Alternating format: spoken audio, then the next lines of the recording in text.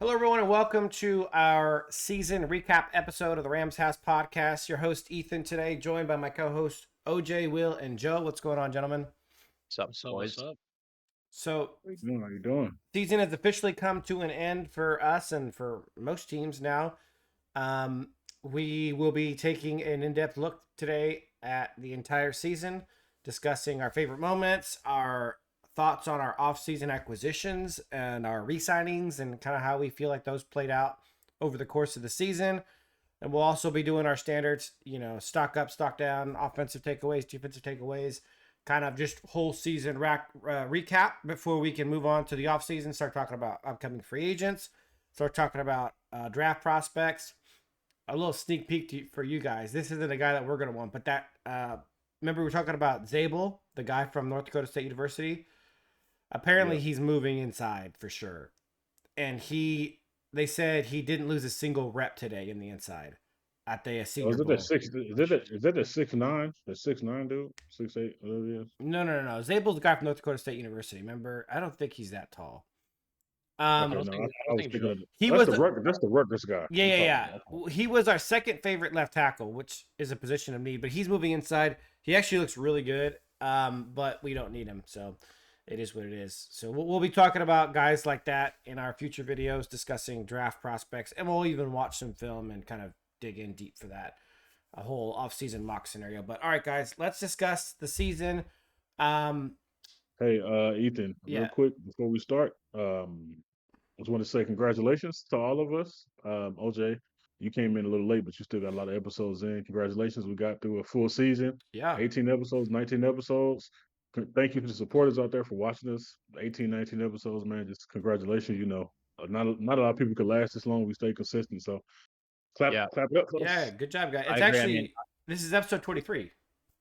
Yeah, 23, wow. yeah, 23 episode. That's me more than I thought. So yeah. I appreciate anybody who watched and listened and commented and all that. We appreciate having you guys. So thanks a lot. Yeah, and it's we had a lot of fun, and we were discussing what we wanted to do in the off season. A lot of people slow down, they kind of take a break or just put out one video a month or something like that, and we decided we want to keep going. We're really enjoying it.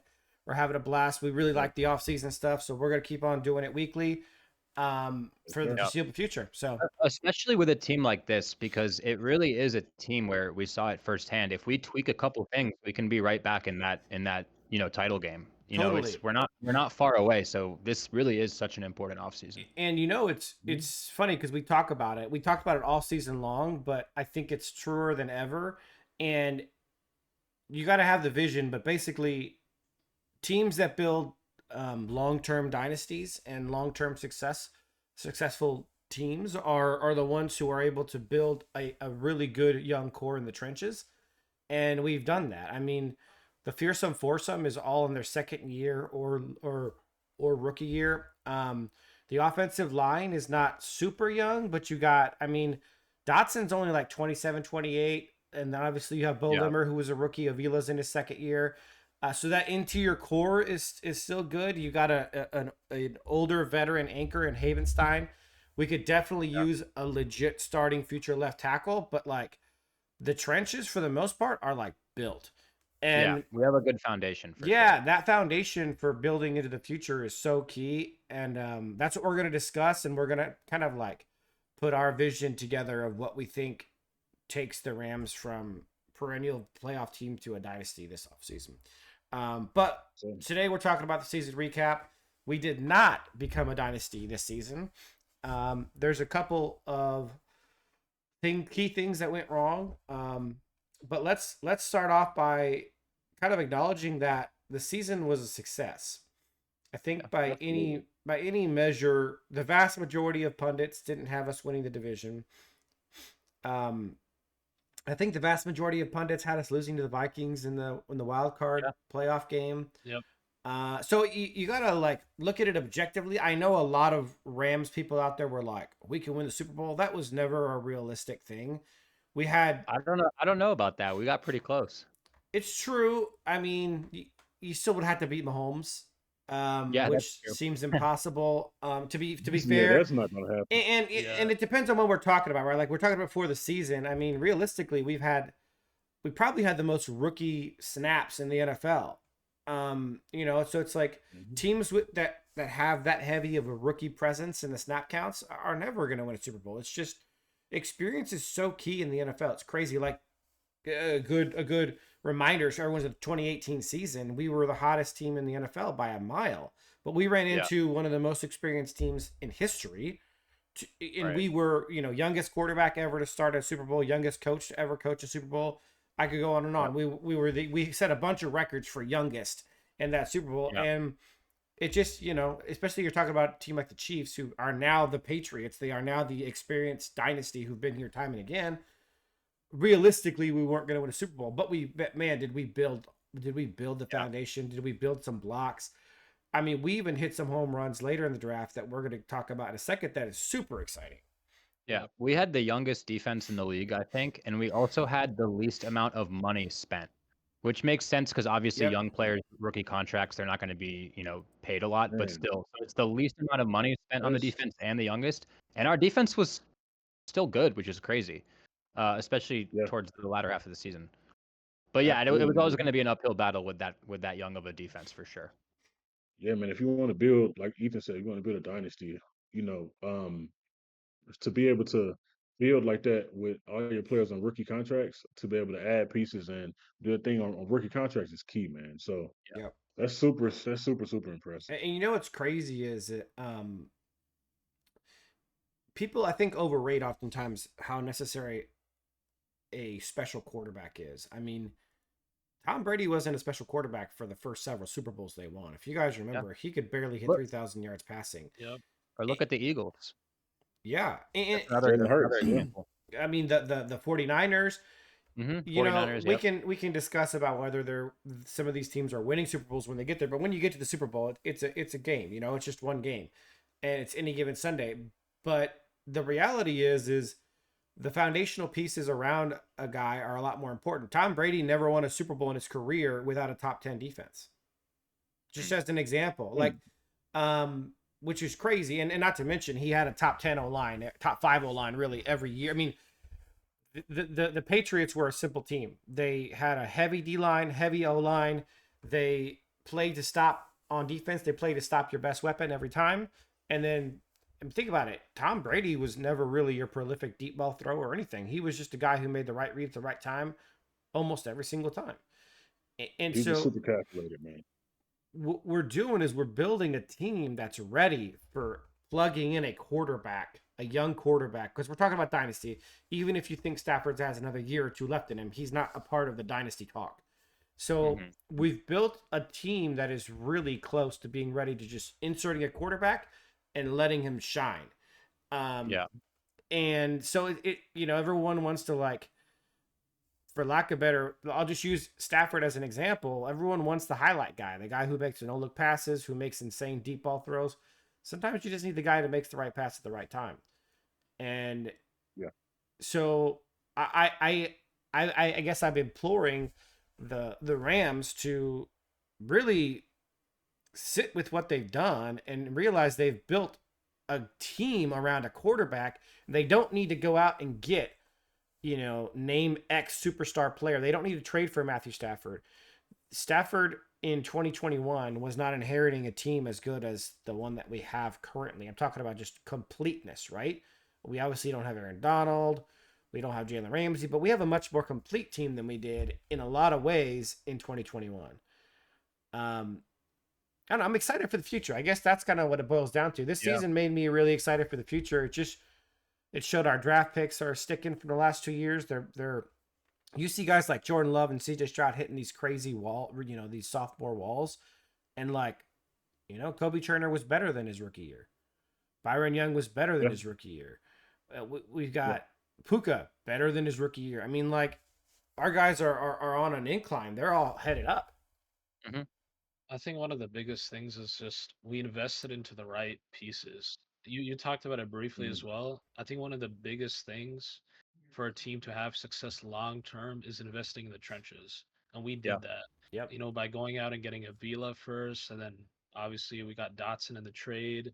And we already had Have and then Limmer in this draft, which was a surprise pick. And then obviously the defense with Verse and those guys, Fisk and Byron and Kobe. I mean, that's the important thing, right? You invest in these positions, right, that are young, and you hit on those picks. You will get like these outcomes that will benefit you in the season and going into the off season because it's less hits on the cap, and on top of that, you'll get better results, and you can invest in other pieces as well. And something that's super cool too that I just thought about is that in the most important positions, maybe not left tackle or Corner. the corner position, but in the most important positions, we got the players that even if they didn't play a lot this year, we got them there. Like Blake Corum, I don't know if he's RB1 yet, but he still could be a starting running back in this league, and he could probably start for us next year if we give him a nice backup. You got Jordan Whittington waiting in the wings. He showed us what he could be this year. Next year, once they fully take the training wheels off, he probably could be a beast. And you still got Puka, of course, in the D line. Then Omar Speights came, so that lifted up our linebacker ceiling, so we don't have to try to go all in and get a legit elite linebacker. We can get, just a partner for Omar. And safety, Cam Kitchens. You still got Cam Curl, who's not old.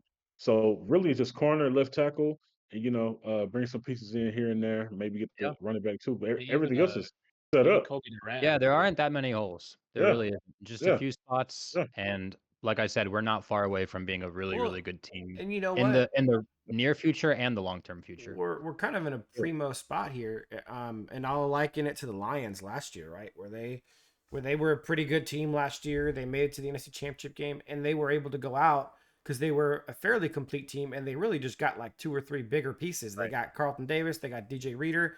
They filled 2 of their biggest needs there. And so we have the ability now to go, okay, identify our biggest needs and go fill those guys instead of we don't need to get 10 starters. We don't need to get all this stuff. In fact, we don't have the only hard need we have is corner, right? If we didn't get a receiver and we rolled up next season with Cooper Kupp and Puka Nacua and Jordan Whittington, that's a solid wide receiver trio. Yeah, for sure. If we didn't go get another running back and we rolled up with Blake Corum, that's a solid running back that will do well here. With that. Yeah. I mean, can you guys think of a position besides corner where it's like an absolute need? I would say replacing Roseboom. Yeah. That's that other linebacker spot and corner, and that's it for me as far as like burning needs. Yeah, obviously, I would want a left tackle. Also, I wouldn't be completely crushed if we brought Alaric Jackson back. Although my issue isn't whether we bring him back or not. My issue is that he's going to outprice himself. Someone's going to play Alaric Jackson $20 million a season plus. I hope you know what, because I like him, but that's the thing. If it's going to be that much, no thanks. Yeah, what I saw that was kind of discouraging, the money wise.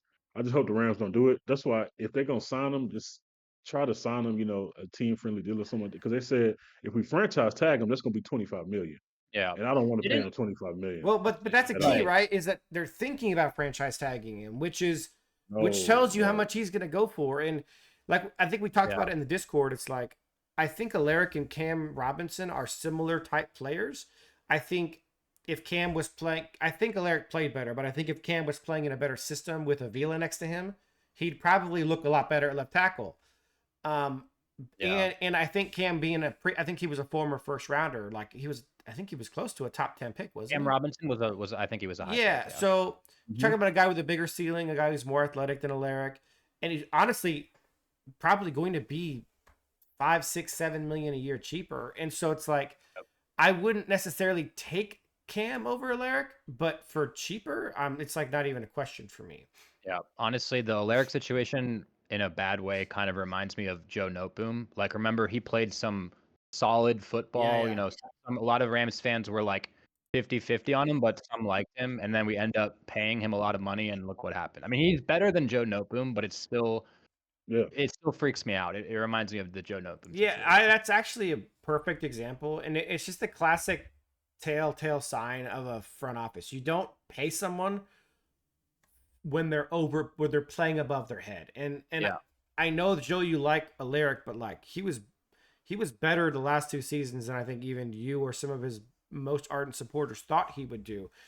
This year, I didn't think he was going to be good as he was this year. This was a surprising year for me. He was solid, and He was solid. I He was hate solid. to be that guy, be somewhat negative, but I really think Ryan Wendell in a solid blocking scheme is like the most responsible for that. Do you Yeah. guys watch Alaric and I think agree like with that. he has insane talent? No. No, No, he and doesn't. just I so think like everyone who's listening is clear, like I don't think any of the four of us are saying he's a bad player.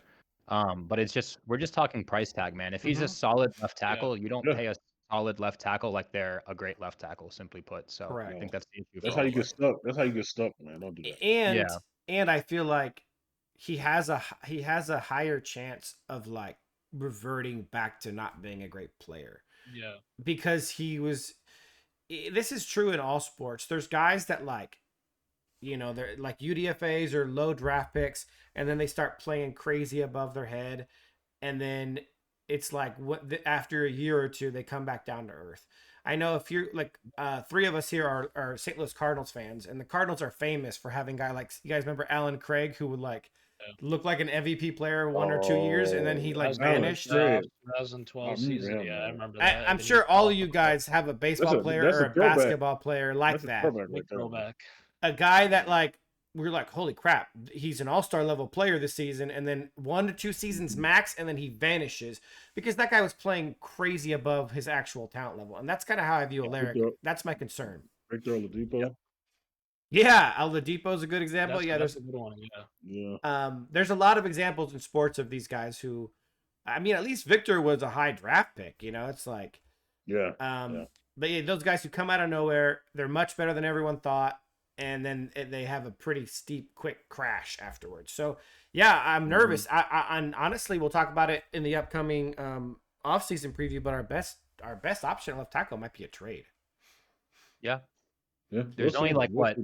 one or two, arguably just one really top There's free agent, one. which is Ronnie Ronnie Stanley, Ronnie right? Stanley. And that's yeah. about Ronnie it. Stanley's the top guy, and then it goes down to Cam Robinson, and then it goes down to Alaric If we can Jackson. afford it, I'll pay Ronnie Stanley. I know we're gonna talk about it later, but just Absolutely. something quick, I would. Yep. Especially when we're talking about potentially getting a quarterback like Dart or Dylan Gabriel, who's a little bit more mobile. Mhm. Ronnie Stanley's been playing up there blocking Lamar's blindside like a boss for a while now. Yeah. He's capable of being a good left tackle specifically for a mobile quarterback. So Yeah. let's go ahead and move into our first topic of conversation, which is our favorite season moments. Who wants to get us going with this? I'll go ahead and go real quick. So I'm gonna switch it up a little bit. I know I said one earlier, and I hope it's not taking nobody's. It might be taking somebody's, but I hope not. All good. One of my favorite moments that was super cool was probably the coming out party for Cam Kitchens, and That's a good one. that was the Seattle game. Yep. It was the first Oh, Seattle yeah, game, yeah. and I know before then we wasn't really down on Cam, but we always like, okay, he's not ready. Let him sit behind John Johnson, and he can come back next year and play a lot. But that game, he gets the pick six, and then right a couple plays later, they go down, then he gets another interception. Yeah. To me, that was just super cool, and I think that was the switch that flipped in Cam. Like after that game, he just got better true. and better and better, and it's because one of the things all coaches in basketball, every sport said, confidence is a key to being a Right. great player. Being 100%. confident that you know, okay, that moment he figured out, oh man, I could do this. I could really, you know what I'm saying, I could play in the league. I can intercept passes from, Geno's not great, but he's a good quarterback. So I can intercept passes from good QBs. I can do this and that. So that was just a great moment. It was super cool for him. And being able to, because I know he said one of his mentors is Ed Reed. And Ed Reed, after the game, he said Ed Reed was talking to him and telling him, man, that's not it. Go get more. Keep getting them. So that was just a cool Yeah. moment for Cam, man. I was happy for him. That's a good point as far as, because you're right. A lot of times with rookies, there's ups and downs, right? Like you might have a couple good games and you go back and you go back up. It's normal for rookies, but you're right that actually since that game, he pretty much never looked back and was just good and consistent the entire rest of the year, which is crazy. So you're dead on. That was really the switch that flipped. Yeah, you know what it was I think he wasn't ready for the NFL yet, and then he kind of got crushed early on and lost some confidence, and then he regained it. Man. Then he regained it on that one play in that one game, and he never looked back, which is awesome. Yeah, sometimes that's all it takes. I mean, I know when I evaluated Cam Kitchens, I liked him as a player. I Yep. mean, funny enough, you mentioned Ed Reed. I actually didn't know about that. His Right. comp, when I looked at his comp, he had very similar tangibles to Ed Reed. So it's kind of funny, like Mhm. that's the guy that he looks up to as well. J- Because bef- his Yeah. build, it is like Yeah. his body type and his just athletic ability is similar to him. But I'm not saying it's Ed Reed, but there's Yeah, something yeah. I'm pointing out. It's play style similarities. It's play style. So Yeah. yeah, I mean, look, listen with all rookies, right? Similar thing happened to Fisk. You just have to be patient. You have Yep. to remember they're Mhm. rookies at the end of the day. They're transitioning Mhm. from college to the pros. It's gonna take some time to get them adjusted, get them on their feet, and then all it takes is sometimes one play. Look, Cam has been a top. Honestly, he has. I mean, I'm not even exaggerating by this.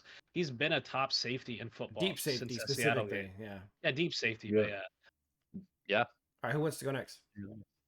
Actually, you know what? I'm gonna go next because I'm gonna cover something pretty. I also pulled up a video for this because mine's a two-parter. First of all, I thought Mhm. this was one of the best catches I've ever seen in my life, so I want to play this real quick. Oh yeah. I'm utterly. People think I'm being I love this hyperbolic. play, man. This is one of the greatest catches I've ever seen. Go. Yes, dude. Great. Unbelievable. The body That control, kid is the that kid hands, is the so footwork, amazing, man. You know what? the You know what the awareness. craziest part is? It's the catch angle. It's a weird catch angle, man. So to get your feet in while having to concentrate on a weird catch angle right over someone, it's a It's work of insane. art. And he limped his body out entirely, you know. So that play specifically, but that game, I mean, that was Yeah, like that game. that was peak Sean, peak Matt Stafford, peak Puka, peak Cup. Yeah. It was like Mhm. those four pieces in the O line came together and played like the best game of their whole career all at once. Yeah, dude. Yeah, man, it was The incredible. synchronicity in that game was just it was like a work of art. And I said it at the time, and I still think it's true. I think that was the best game plan and called game that Sean's had in his entire career. He was just everything he did worked. Yeah, and he was aggressive all the way to the end. The 4th and 5, we don't kick the field goal, we go for it, And we then we needed throw it. a pass on 3rd and short. The screen to Mhm. Puka instead of being conservative. Like, 100%. Yeah, That's every play definitely on the mattered, list. yeah. The Bills game for sure. We needed that aggression too. It was like he was in his bag and he was calling the right play at the right time. He was being aggressive when he needed to. He would slow down when he needed to. He was just like that. It's just perfection. Yeah. And you know the beautiful thing about Shine, bro, is Shine has an ego. So whenever he plays those great teams, he loves to show the world that we can compete with these great teams. I could Yeah. coach a game. I could compete with the best of them. That's a Yeah. Shine thing that I love, man. Yeah, that was a moment in the season too where you saw the ceiling and the potential of this offense and kind of Mhm. made you like that was the moment in the season where you're like, okay, this could actually be a really good team. Yeah, man. Unfortunately, our offense Never really caught regained back that up. Yeah, form, Yeah. for which sure. is frustrating, Yep. but still, It really it is. showed what we could be. Yeah, man. And if not for one guy, we probably would have went a little further than we did. But we can Yeah, talk. the guy who will remain nameless. Well, he'll probably get named at some point. I guess I'll go next for the favorite. I mean, yeah, the Bills game is definitely one of them. I would say, I think my favorite moments of the season were when we were like 1-4, and me and Joe were holding on to that copium, man. Honestly, like I think that was my favorite little stretch where we were doing horrible 1-4. Yeah, but man. me That and was Joe kept fun. saying, you know what? I think we're gonna turn this around and make a run. We did it last year. We kept Yeah. holding on to that copium, and it worked out exactly like that. That's what Yeah. I look back on the most. That's dope. The most fondness, like the that turnaround, was man. fun, man. The turnaround was Yeah. the best part. Yeah. That little stretch right after that 1-4 where we Mhm. just rattled off a few straight. That's fun, Speaking man. of That's turnaround, that's the adrenaline rush, man. Yeah. speaking of turnaround, I guess this goes into my favorite point. It's that it has to be Jared versus coming out party in the Vikings game. I think Hmm. that game Oh, yeah. That is was fun. basically when our season turned around. On top of that, that's when it was like, because that was also was it Thursday night football? Yep. Pretty sure, yeah, Yep. that was Thursday night Mhm. football, so it was nationally televised. That basically was a coming out party, show the world, yeah, I'm here. Like I Yeah, am one of the best edges in the game. I'm one of the best edges in football. I'm Jared Verse. I'm here. Like especially when he did that skull chant, I was like, yeah, man, Mhm. we That got a was Whole guy, thing bro. was I dope. love that. Yeah, I yeah. love that that. was I mean, sick. That was and it fire, just shows man. we got a That was dog fire. as well. Like this is a guy like there's a lot of guys who just talk and talk, but they can't back it up. But he talks, but he can back it up. Yeah. And especially Absolutely. I guess he my can back it up. second point is that the Eagles playoff game, he, the stuff he said about, I hate Eagles fans. Look, I know he took it back. I mean, like, plenty of players have said that before. I don't think it's a crazy thing to say. I mean, we know how Eagles fans are. They're pretty Mhm. obnoxious.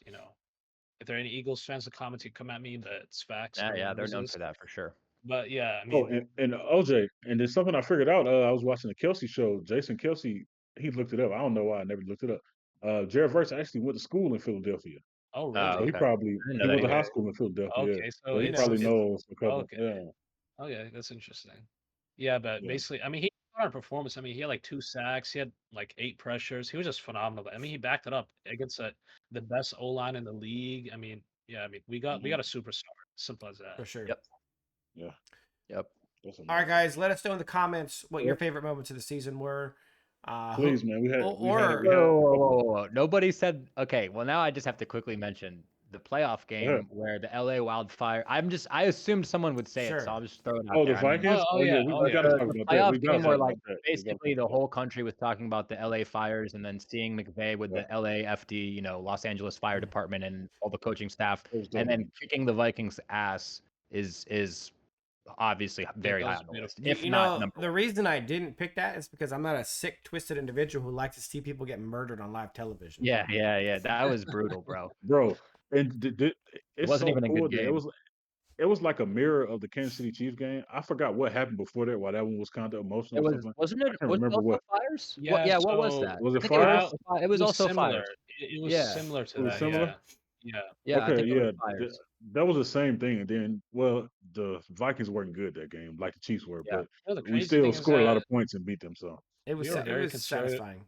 We were very conservative yeah, as well in the second half. We could have Yeah. put a proper beat down on them even That's true. more. we That's should true. have. Sure. We should For We have. sure. should have. Hey, We should have. McVay If was Sean wasn't being playing O'Connell, yeah, he was exactly. being gentle with his Yep. protege. He was being gentle. Yeah. Yeah. Yeah, so anyways, let us know either A, what your favorite moment of the season was, or which one of us picked the best moment of the Please. season, because Yeah. the Buffalo game was peak. Okay.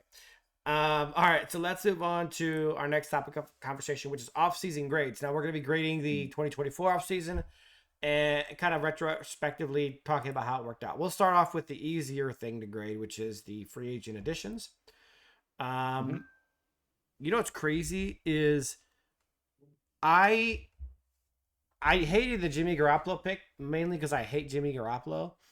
But you know what's funny is that not out of all of these, but that ended up being an okay pick, and I'll tell you why. Mhm. Because For sure. that final game he started shined a light on a like legitimate issue that the team Yeah. needs to correct.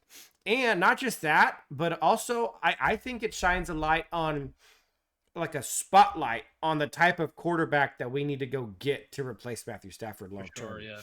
We do not need a guy who tries to play hero ball all the time. We need a guy who makes smart decisions on a regular basis.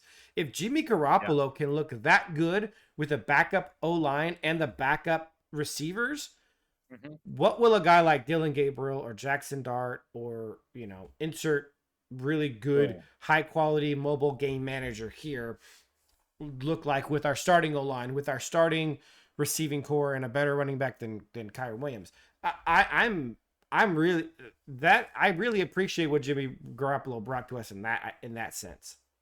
Yep. Yeah, man, I hear you. that's the big word. Is mobile, bro. As long as we can get a guy that just manage the game and can lead a pocket when needed, that's all we need. We don't need a elite guy. We don't need a Caleb Williams. We don't need a Drake May. We don't need. It would be good to have something like that, How but dare you? we We do need something- Drake something May. super simple, man. I mean, adding Yeah, on it'd to be, like, it'd be amazing to have Drake May, I but I know. just think like you said, Dylan Gabriel would be okay. Yeah. yeah, I mean, adding on to what Ethan said, I mean, it's funny enough. I mean, we were talking about it like a couple weeks before in the pod. It basically shined light on what we've been saying about how the offense has just been stagnant. Stafford's just, for some reason, inability to spread the ball around. I mean, that was the main thing, just spreading the ball around, and that's what we lacked at our offense. And by the way, that was really one of our Achilles heels in that Eagles game. There was many times in the first half when we needed it where Cup was open and didn't get the Cup was ball. open so And many then times. on that final throw of the game, Cup was wide open and Stafford didn't see him. That was even before the pressure got there. Stafford actually did see him. He looked right at him. I mean, yeah, you're right. He did definitely saw him. You could see from the end zone angle that he was staring there, but it didn't go to him. All Second right, guessing, so yeah. Garoppolo, yeah, I really appreciate what he brought to the table because I think it reminded everyone what McVay's offense can look like if it's just being managed really well. Because McVay is actually the genius in the situation. He's him, right? And we need a guy who will just execute McVay's offense the way it's intended to be executed. And I am saying Stafford doesn't always do that because he always wants to make the best, tightest, most beautiful throw in the game, which is really a blessing and a curse because we do get these incredible plays that are mind blowing.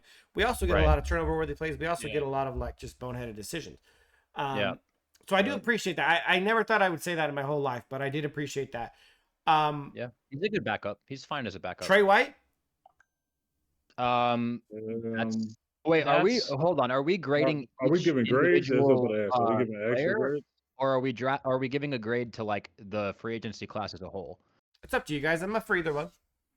Okay, so the Garoppolo one. What do you say? I'd say I'd give it a B plus to be honest. I think. Yeah, I mean I agree, as a backup quarterback, I As would a say backup B plus. quarterback, and the reason why it's a I'll B say plus. C. I'll give it a C. I don't want to. I hope this doesn't like throw us off, but I actually rather do the class as a whole. Yeah, like, that's fine. That's grade the fine. class That's as a whole. fine, yeah. That probably makes Doesn't more matter to me, sense. man. Yeah, So can I just I'll just go, I think it's a D, man. I think it's a horrible free agency class. Yes, that's honestly. true. Okay, Yeah, it is. so let's just go one at a time real quick. We'll grade it at the end. Boston Scott, obviously nothing. Tre'Davious White, we never got to see that play out. Obviously, it wasn't a good fit in any way. Since it wasn't a good fit schematically, it wasn't a good fit personality wise. Obviously, Trey wanted out, and we did not like him for some reason. It was just a terrible decision. Jimmy, solid. Cam Curl, Good. good. I would say Good. Curl was good, but I think, and I hope this doesn't sound like I'm making an excuse because I think it's just I'm being honest. I'm a Cam Curl guy, but I think we could have done a better job deploying him. So I think he was good, and I think and even the shortcomings he had, I would put a lot of that on the coaching staff. We use him too much as a free safety. He's a Right. box to box safety. He should be at the line of scrimmage. I mean, even like as a sub line. I mean, I've talked about this as well. Like we should be using Cam Curl as a sub linebacker just temporarily this season because we know Roseboom is just awful in every facet of the game. Right. So yeah, But I still think he was a good addition. Can I give Okay. an alternative viewpoint on Cam Curl? Yeah. He was a bad addition. And I'll tell Okay. you why. Because the Rams are never going to use him properly. We've never used guys like him properly, ever. it reminds me of the Taylor Rapp situation. Yeah, I was just thinking Yeah. that We he's just better don't. than Taylor Rapp, but it's a similar issue. You know I what's mean, cr- next year that we need to fix some things And the things schematically. You know where he would be best at is in the Quentin Lake position, but we're not going to do that either. I think we're I mean, keeping Lake. Yeah. Yeah. Oh, Although we still not. asked Lake to do a lot of kind of deep coverage and things like We that. did, but he played a lot more man, and he played a lot more, Yeah. a lot closer to line of scrimmage more often. Yeah. Yeah, no, I hear you. So for that, I mean, I like Cam Curl, the player. I think he would be really good if we use him properly, but I really feel like there's not a good chance we use him properly. So for That's that fair. reason, it's just not a good signing because he's not a scheme fit, no matter what we might I think. think that's fair. I think that's fair. Colby was a long-haired turd.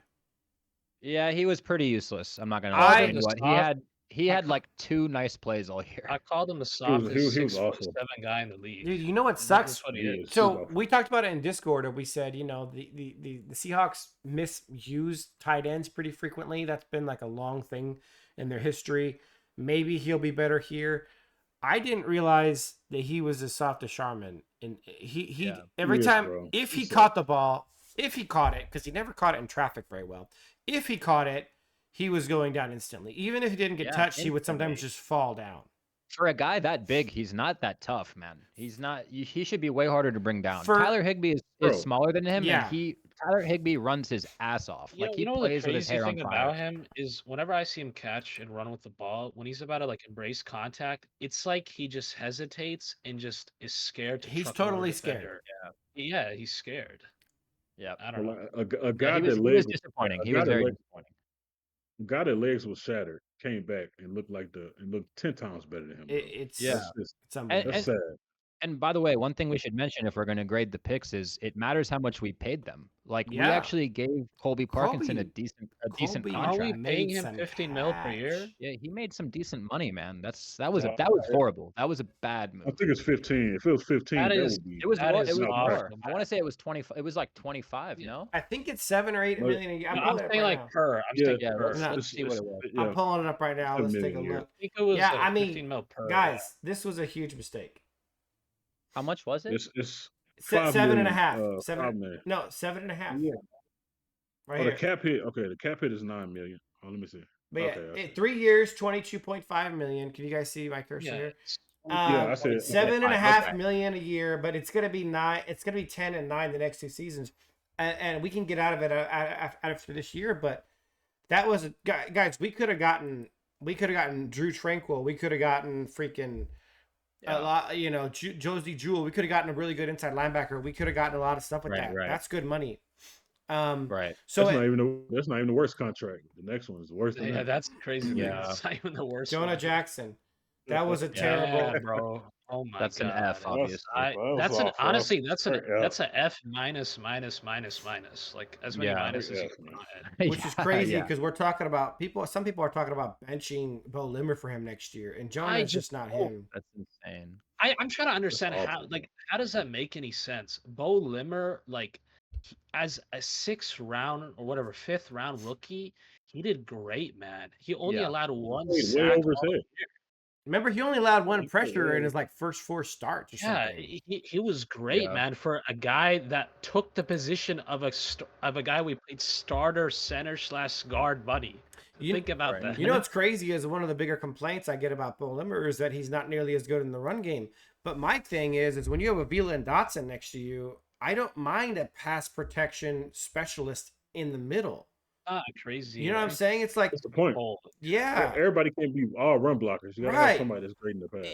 I can't. So, dude, Jonah needs to be traded or cut. That was a terrible You gotta signing. get it. The idea that you were going to move Avila or Jonah to center after neither of them played the position for years was just it's like what we say when McVay gets too cute with his play calling. That was freaking Les Galaxy Snead getting brain. too cute. Yeah. The Galaxy brain, man. You Yeah. thinking too much, bro. You Yeah. thinking too. Just go with what works, bro. Stop. thinking too Keep much, it bro. simple, stupid. Like It really. sucks as well because those assets and those funds that were put into that player could have been put into other like you said, linebacker, corner, even Totally. tight end, running back as well, man. I mean, I know we had Kyron, but I mean I'll talk about that later. But Well, so yeah, let's be real about that, right? If you don't pay Jonah, and then you go after a better corner than Tre'Davious White, that's someone you can pay $20 million a season. Think about that, Right. because Jonah's making what 13 million a season, and then Tre'Davious Around White that. is making Oh. he made like 7 or 8, right? So you Mm-hmm. could have foregoed both of them and gotten a corner who actually fits the scheme. I Yeah. mean, just keep it simple. We overdid it, and I'm pulling it up so we can actually take a look at it. Jonah was actually 17 million a season, guys. man. Oh my god. And then That's let's see Trey White. so sad. Tre'Davious White was It's like what, like 1 year, 8 mil or something. Yeah, it was like 1 year. it was 1 year, 4 10 million, mil, I thought. 4.2 million. it's only Oh, 4 4 million. But still, you're talking about 22 million, 21, 22 million dollars we could have paid to one corner rather than paying them both, and we would have been Yeah. better off. I mean, to be real, even if we didn't know Bo Limmer was coming, we still could have just re-signed Coleman Shelton. He was good enough last year. You know what I'm saying? And this is a great example of why we were just talking about at the beginning, like how much this offseason matters. Just a little teaser for next episode. Like if we had done a couple things differently in this free agency class, we might be playing, in 2 weeks. We wouldn't be Seriously, I talking don't about the think that's offseason hyperbole. right now. We wouldn't We be were- talking we about were- the offseason. We were 14 yards away from being in the NFC title game. I don't think that's an exaggeration. It's not. Those moves are the difference, man. I mean, those were the wrong moves. And if like you just said, if a couple things were different, we got the corner, we got the linebacker. I mean, it's a totally different situation. All right, potentially. let's talk about the That's other cool. side now. Alaric ended up working out. Yeah. Alaric, Yeah, I mean, he Alaric was did it. fine. Alaric was fine. I mean, I don't know why I Fine. hesitated. Yeah, he worked out. Ronnie's fine. Yeah. We didn't pay him much. Troy Reader, I hope to never see He you sucks play football awful. again. Please, Michael Hoyt, Never. please go. please, no. He That's all I have to sucks. say. He Christian sucks. He sucks. Roseblum. I mean, like He sucks. Dotson. So funny. Dotson was Dotson, Like Dotson's please, a no. big one. Big That's God. D-Rob. Wait, Man. wait. I think Dotson wasn't a free agent. He was traded for, right? No, he was. He, No, but he we was on his expiring. we We did. re-signed him. Oh, Yeah. that's Yeah, right. we That's Did right. we- that's That was right, yeah. probably Yeah, yeah. you know the funny enough as it is, that was our best free agent signing technically. Right. Yeah. Right. Oh yeah, he was a free So- agent. He was basically well, free agent. Technically was a free So agent. then the people we let go, Yeah. the only guy on this list I wouldn't have kept is probably Coleman Shelton, who's not like a Pro Bowler or anything, but he was serviceable at center. He actually Jonah Williams. the trio of Avila, Coleman Shelton, and Dotson was actually pretty formidable in the middle. I was okay with that trio. I would have actually taken my money and put it at left tackle or corner, kind of a bigger need. In fact, if you didn't pay Alaric, you could have actually gone fall out for a left tackle. But so when you get the whole picture, right? Like the only thing that we did in this entire thing that was actually good was re-signing Kevin Dotson. Yeah. We ain't talk about D Will either. Oh yeah, Oh, we yeah, didn't we talk skipped about D-Will. D-Will. Oh yeah, D-Will. Yeah, good Yeah, point. D Will. He was fine. He was He okay. was fine. He was okay. He was okay. It's hard for me C to. minus. C minus. I got to be fair to D Will. The problem with D Will is he wasn't supposed to be a cornerback one when He's we the brought him in. corner too. He was supposed to be the cornerback two, Yeah. and then because of Yeah. Trey White not working out, Now, he had hold to be on thrust now. into the cornerback one role. Devil's advocate. We talked about how bad the Trey White deal was. You should have had a CB2 who was capable of being CB1 at least for a small amount of time. That's Yeah. fair. That's fair. That's fair. You got a guy who'd basically been injured. So And- even if Trey fit personality-wise and scheme-wise, which he did not, you're talking about a guy who came out who's basically been injured for the last 3 or 4 seasons. So like Well, And also, I'm not gonna lie, that is an awful plan though. Like, why would that's what hope I'm that talking about. The Trey plan White as is a your whole, CB1? the plan as a whole was Trey just White been- not good. Hoping Trey White is your CB1 after coming off all those injuries, that's an awful plan. I mean, people forget. Didn't he tear his ACL twice and then his Achilles as well? Yes. Yeah, That's that's an basically- awful plan. I mean, I is. mean, It's career ending. That's what it is. I guess Yeah. to be fair to the Rams, not necessarily saying I agree with them, but D Will was a cornerback one in Jacksonville. And I think had improved and had started to cover number one receivers. So maybe they had the thought that he could be a CB1 if Trey White didn't work out, but obviously they were wrong. I think they You just can't give him too much of a I pass. think schematically he's not a CB1 think- fit here. He's a CB2 fit in our scheme. Yeah. I think, Ideally, I he's was just gonna. not a cornerback I was one. gonna mention that. I feel like that part is schematics. I agree. Because we talked about this before, that our corners are significantly better in man than there are in that soft zone scheme. Yeah. Like it's not like it's a crazy concept either. I mean, think about it. You're allowing your corners to make plays in the ball instead of playing off and just allowing free yardage to any type Yeah. of receiver. Yeah, I mean, All right. Yeah. So it's a big difference. with the totality of the free agency class, where we spent our cap money last year, we looked at who left, we looked at who we kept from getting free agency, and we looked at the people that we signed from other teams.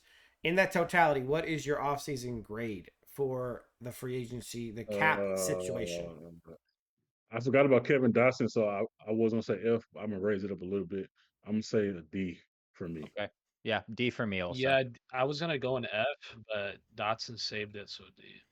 I'm gonna go with D minus, and I'll tell you why I'm giving the minus is because of the last thing that we just talked about. The plan as a whole, which is forget the fact that we signed the wrong players at the wrong spots. The plan as a whole just didn't make any sense. Yeah. You know, what It I'm didn't saying? make a lot of sense. You're didn't right. It make a lot wasn't of like sense. well thought. Like even circling back to Jonah Jackson, we have an amazing left guard. Jonah Jackson's a left guard, and it was kind of just like, oh, Mhm. we'll see how it works. We'll figure it out.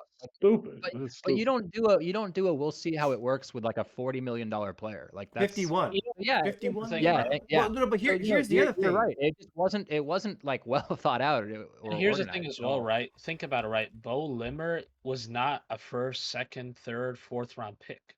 He was a day 3, 5th round pick. He was just. I mean, obviously when I know when I evaluated him, I saw he was athletic guard. He had some potential, Sure. but he was going to be a backup. Like no one expected Bo Limmer to start.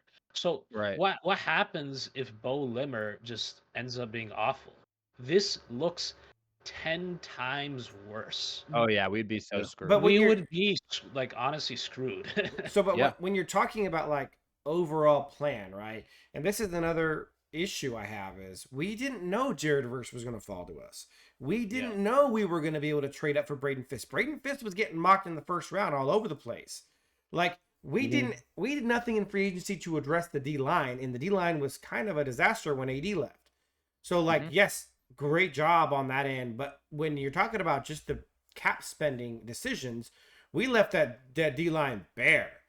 And that has got to have you kind of nervous about that. But the other aspect is to the Jonah thing is, out of position, et cetera, et cetera. Coleman Shelton signed a $3.5 million contract, $3.5 million for 1 year. Would you rather have Coleman Shelton for $3.5 million in 1 year or Jonah Jackson for $17 million? I mean, I would rather have Coleman because you can easily throw him to the side without thinking about it. Because it's a we $3 already million have contract, so you can just throw him to great the side. guards and Avila and Dotson. Exactly. And then at the end of the day, if we had 3 guards, if a center or guard you draft pans out, then you're only sacrificing a $3.5 million guy on the bench and not a $17 million guy. So the whole plan was just ill-conceived. I hope we do better this time because there's some guys to be had that will really help take us to the next level. Let's go ahead and start talking about the better half of the offseason. The draft, baby. The draft. Now, man. Wow. That is bro. Crazy. Besides almost every pick. Besides 2 picks, every player on like that, on the draft had an impact to a degree. Yeah, man. Yes. Now, how nitpicky do we want to be? I mean, the first thing, just for fun. I know there's. Okay, go ahead. I just want to see because I really didn't like. I actually like on draft day we were together. I really liked the 6th-round picks, all of them. I was happy with all our 6th-round picks. Yeah. I did not like Brennan Jackson at all. And I just for giggles, I want to see who was drafted after him that we maybe could have got to just Trotter was actually showed some promise this season. Tyrone Tracy.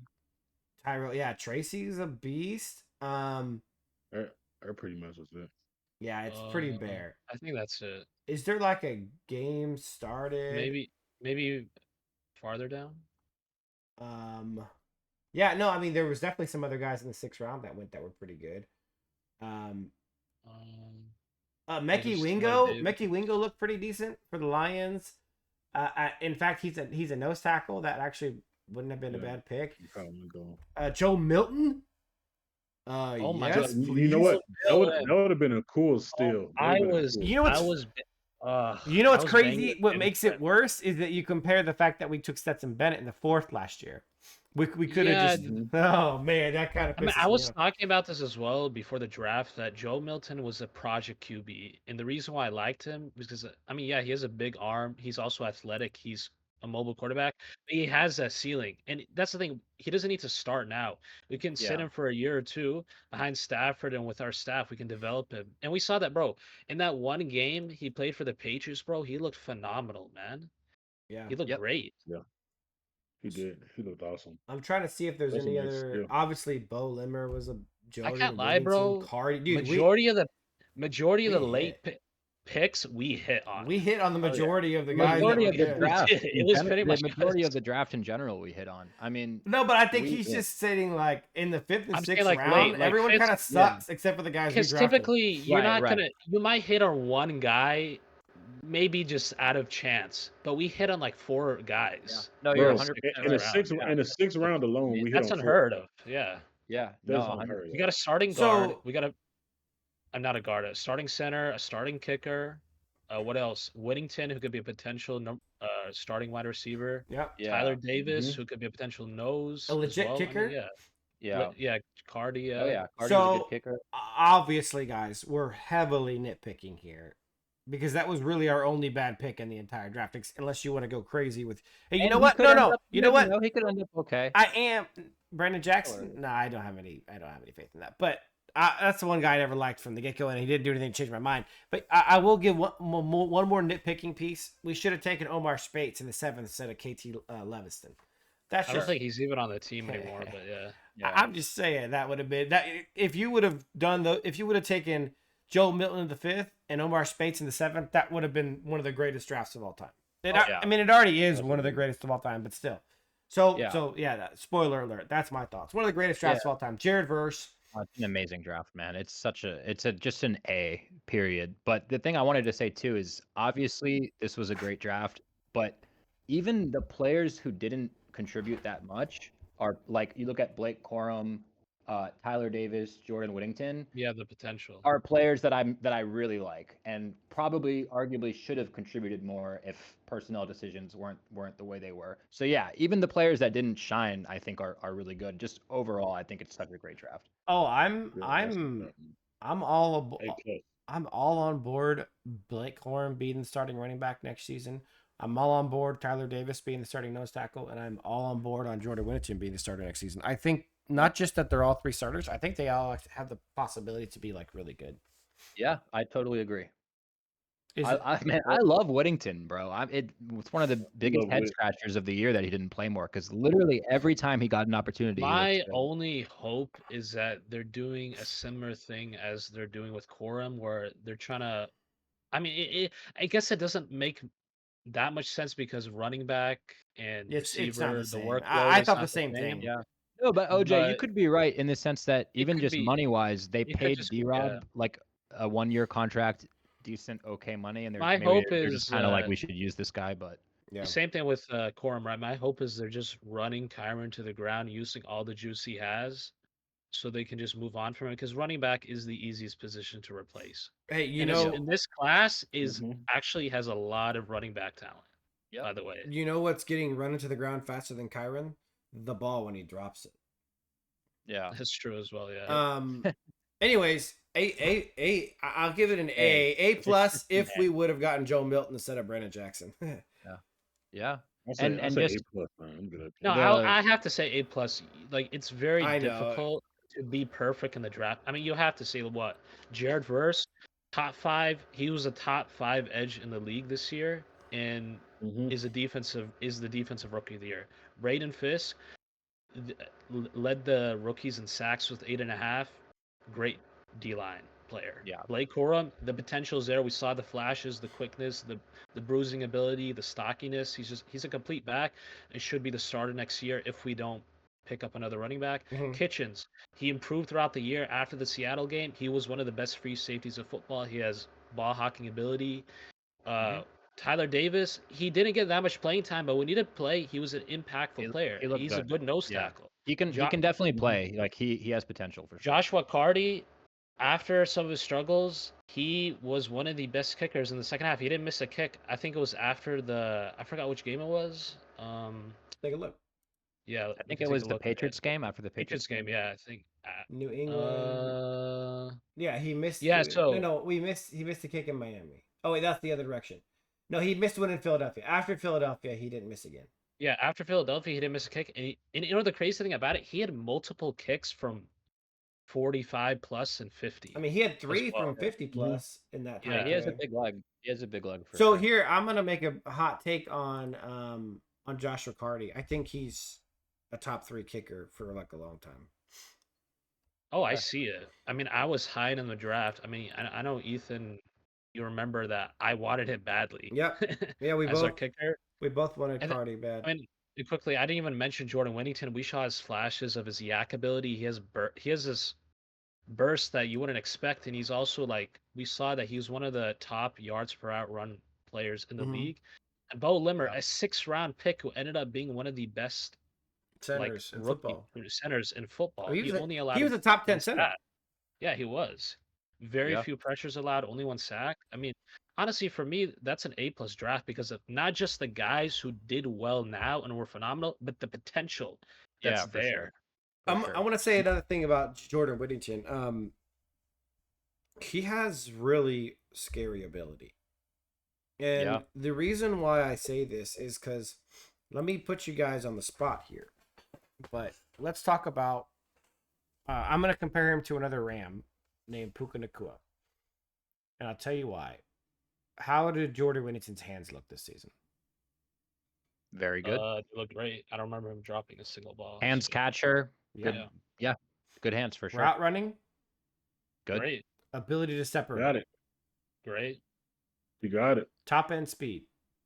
He has that as well. He almost. No. Hold on. Think about his kick returns. Think about how fast. Yeah. No, he ran. Okay. Hold up. It depends what you mean. By the way, if Jacob Hummel doesn't get in his way early game, that is a touchdown. That's true. But no. So what I mean by top end speed is like when you get going, how fast can you go? Because Puka, people said Puka wasn't fast. You mean like long speed, I guess? Yes. Puka is not technically fast, right? But also Puka is top 10 multiple times in both of his seasons in miles per hour in a single play. And Whittington actually hit a top 10 this season, I think, as well in speed on one of his kick returns. It is very similar, yeah. I get what you mean. Just top end speed, regular. Like I'm because when you said top end speed, I automatically went to the guys everybody goes to. See, I'm not talking about raw 40. I'm talking about football 40. Yeah. No, I get what you're saying. Yeah, no, 100%. He's not gonna beat Xavier Worthy in a run. But by the way, I think Puka and Whittington are in that same ballpark of like a DK Metcalf, where it's like they're just kind of sneaky, super fast. Yeah, and Cooper Kupp was the same way. Yeah. I hear you. And so shiftiness, quickness. Yeah. Run after catch, you saw it. Kick returns, you saw it. Yeah, for sure. So my player, yeah. My point is I don't genuinely, I do not see a weakness in Jordan Whittington's game. Now that's not to say that all those things are going to be elite traits, right? Like they are with. He's another all around great receiver, and at the end of the day, the cool thing about an all around guy is that there's really nothing you can do to stop them, right? Like if Brandon Cooks is getting bracketed deep, what does Brandon Cooks do? He doesn't do anything. Right. If you got a slot merchant like Michael Thomas, who's getting heavily horizontally bracketed, Michael Thomas kind of disappears. I'm talking about Saints Michael Thomas, like not because Cooper Kupp really is unstoppable, and because he could do a lot more vertically than he can. But like Whittington is a guy I think that like if you take away one aspect of his game, you throw a screen, Whitty can take it to the house. You give him an end around, Whitty can take it to the house. You give him a slant, he can he is the kind of guy that really, when you take away something, he has another thing to go to. Yeah, he reminds me of Puka in that way, and I'm dead set. If he's not a full-time starter next year, I'm gonna be livid. Yeah, listen, he should be. Unless we go out and get like a crazy receiver, if we do get rid of Kupp, and let's say we end up getting another guy, you only need 3 guys. Yeah, I mean, if you go get T. Higgins, then let Kupp go. Yeah, right. And you guys know how much I love Kupp. I think Whittington needs to be a starter, and in fact, he could be a heck of a slot guy. Listen, I think what I see in Whittington, I'm not calling him Cooper Kupp, but I see him as the replacement to Kupp. Basically, I think stylistically, he reminds me so much of Puka. He runs aggressively. He runs hard. Cooper are similar too. Yeah. So it's like, you're both right. Like he's like Cooper and Puka. It's almost like I'm not gonna say a leveling up system, but like Cooper was Cooper, and then Puka was like a more explosive version of Cooper, and then now Whittington is not a more explosive version, but he's kind of in this ballpark, I think. One thing I do want to see, and this is not like his fault because we barely used him in this aspect, even when we did use him, but as a deep threat. Yeah. That would be another aspect that would be interesting because he does have like you said, he has the explosiveness. I'm sure he has a quick get off. That's the reason why we go after a guy like T. Higgins, right? Is because if we have a true deep threat, we have a real legit guy who goes deep all the time. Sure. I'm just saying then you can mix those guys in deep when no one expects it, and it's like a broken play, Puka Nacua deep, Jordan Whittington deep, because they're not expecting that because T. Higgins is the deep guy. We used to do that with Cooper Kupp and Robert Woods. Remember whenever we kind of ran a disguise with Brandon Cooks, and then next thing you know, Robert Woods is catching a 60-yarder downfield. I would love to see us get back to some of that but it's hard to do that when there's not a real deep threat. There has to be someone that the defense is scared of going deep to open up the other side of the field for a different deep option. If no one is really a true deep threat, then the safeties kind of can just cover, and it kind of changes the way that all goes. So, but draft, we all agree A plus. Yeah, I'm A+, saying for sure. A plus. You know, nitpicking. Same. You know, you could go Sure. either way. And just one more quick thing about the draft that I wanted to say is the Braden Fisk pick, not just the pick, but the whole decision to trade up for him. It was one of my biggest question marks going into the season. And when I say question mark, it's not that I didn't like the move or I was doubting it, but it's a fair question. You know, we traded up serious draft capital. It was risky. It was aggressive. And it was worth it. So I just want to give them credit, not just for the pick, but for the whole trading up, and in my opinion, nailing that pick. So yeah, you can even look at just the again, like the decision to trade up, and I factor that in, paid off. Just yeah, A all around for me. Okay, so then we move on to the offseason as a whole, and we can throw in coaching hires, free agency, draft, the whole kit and caboodle into one grouping. I'm going to go with a B because the draft is a far more important thing to do well on than free agency. I think we still haven't really seen enough on the coaching staff hire to really give it a grade, so it's kind of a non sequitur for me. It doesn't really change anything. Did we get Wendell this year or last year? last year. Last year. Or did we got Gibbs Smith this year? We got Gibbs Smith this year. So you got Gibbs Smith and you have Shula, who's kind of been up and down. Yeah, Okay. ended on a high note for Did we sure. Though hire, I got any other I have positional optimism. coaches or no? Who? I'm trying to think. Did we hire any other positional coaches? I can't remember. I don't know, but Was those it are the big Smith? ones. Was That's our the main D-line ones, coach? though. Was that the Gil- first year for the Yeah, D-line Gil coach? or- Smith. Yeah. That's Gibbs Smith. That's Gibbs Smith. Yeah. Yeah. Yeah. Yeah, well, he did a great job. He did a great job. He So did. But He I'm did. going B. So a solid Yeah. flat B. You know what? Yeah. B. That's me. I'll say B too. Yeah, I Yeah. agree. I mean, the I draft was agree so as good well, that it yeah. saved it to a B. Mm-hmm. Yeah. You know, it's kind of a bummer is that like could have been an A plus off season. The free agency was right. No, man, Yeah, it's tough. Even if it was like preferably not. I would rather not be mediocre, but even if it was like a mediocre free agency, Like I a would C give it like an plus? A minus. Yeah. Like an Yeah. A minus. Like the Totally, overall yeah. grade, I would get an A minus for sure. Right. Yeah. Mm-hmm. All right. Well, there's our off-season grades. Let's go ahead and move into our offensive takeaways. I'm going to lead off with one that I think we're all going to agree on. One way or another, we have to improve at running back. Yeah. We have no choice. Oh, man. for We sure, have no yeah. choice. It's not even a question. Kyron Williams, he got to go, man. He has to Gotta go. He has to go blood, like the meme. Let's take a look Mhm. at our final offensive numbers. Let's pull this up here. Yep. I We was just were about to talk about it. 20th in points scored. Just that's Hey, you know, guys, I don't know if you're aware of this, but Sean McVay is our head coach, and we were a 20th Right. offense. Like in a that's Sean we have a McVay Hall of offense. Fame If we're quarterback. 20th in points That's scored, that is just unacceptable. It's simple as We should be that. top. We should be top 10 automatically every Yeah, year. top Every 10 Great automatic O-line season. and That's great expectation, for receivers sure. and a Yeah. great quarterback and Sean Mhm. McVay. I mean, With the it's talent we have, for sure. Yeah. You know what We should makes be it top 10 worse? every year. You know what Not makes good it enough. worse is how unbelievably lucky we were in the turnover department because, like we've talked about, Stafford led the league in turnover-worthy plays. Yeah. And so we got lucky with a lot of dropped interceptions, a lot of ones where our receivers fought for the ball and knocked it out. We had a lot of fumbles from both Stafford and Kyron that were recovered by our own team. We had a couple ones from Kyron that were like literally just Cooper Kupp and Puka Nacua, I think each had one where they were just on it immediately. It was like unbelievable awareness. Having more turnovers, because we were 4th in turnovers. You guys see right here, we're 4th in turnovers. So like it could have been a lot worse. Yeah. Basically, those fumbles that Kyron had, in a way, saved our season. Because think about it, if Kupp doesn't recover that fumble, out of that was our first position out of that. Seattle has the ball at their own like 40, and they're probably scoring from there. Let's be honest, and that probably changes the whole complexion of the game.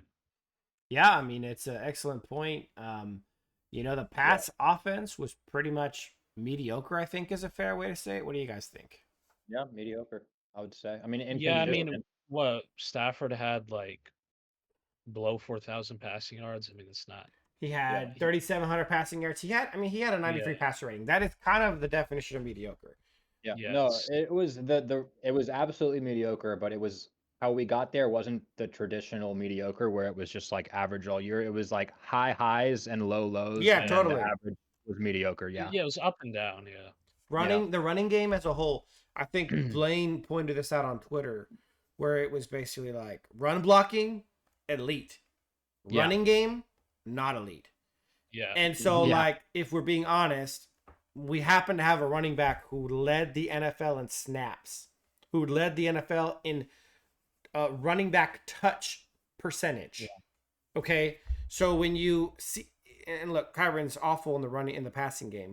His receiving game is garbage. So you're talking about, it's just bad. Can we just be honest? He's bad. I mean, look at the rushing stats.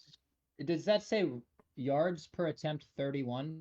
Yes, 31st in the NFL. Okay, that says it all. If you're, I don't know how you get around that. If you look at the stats, right, I just want to click pointing out 450 attempts. Yeah, that's a lot. 1,075 yards. Yeah, 15 touchdowns. Majority of those were like goal line touchdowns. Bro, 3.9 yards per carry, man. Yeah. On 450 attempts it's just unacceptable. Can we just be real? Kyron does two things well. He scores touchdowns and fumbles the ball. That's all he does well. Yeah. Goal line touchdowns. Yeah, it's just not good enough. And you know There's what? No other way to put it. You know what? 31st yards attempt is unacceptable with this offensive line. Unacceptable. To all the people who are going to come out and say, "Oh, Kyron's also elite at pass blocking," you can save it because Kyron was elite last year at pass blocking. This year he was like above average. He was nowhere near as good at. Especially early, remember when the O-line was hurt and when you needed Kyron to really give Stafford a little bit extra protection? Remember him missing like one or two huge blocks every game for like 6 games straight? Yeah. Kyron's got to go. Kyron has got to go. Ethan, I don't know if you have the stat on his yards like expected. Oh, over expected. I do. You know what? I do. Let me find that. Yeah, this is a good time to pull that up too. Like all the Kyron lovers. Let's start here real quick. Yeah. Pass protection. Now look, the reality is PFF has us as bottom 3. The reality is that we were only bottom 3 for the first like 6-7 games of the season, maybe even less, maybe like first 4 or 5.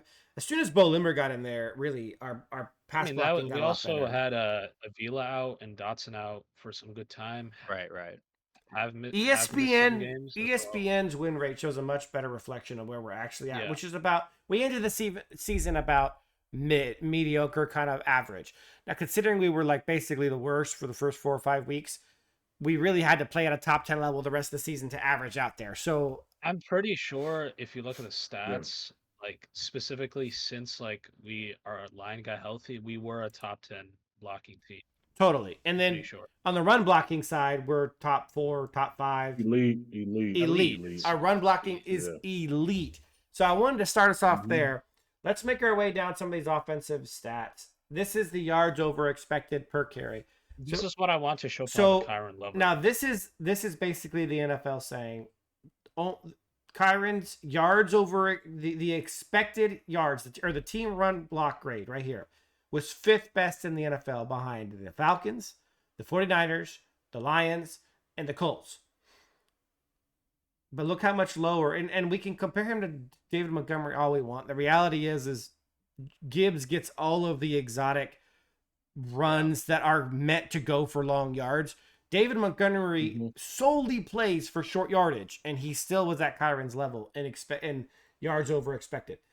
They're saying that Kyron didn't gain a single yard over what is expected from an average running back this season. Yeah. By the way, I just love that. That's the perfect stat because what did we say all year? We said exactly this, that he gets exactly what's expected, what's given to him, and not a single yard more.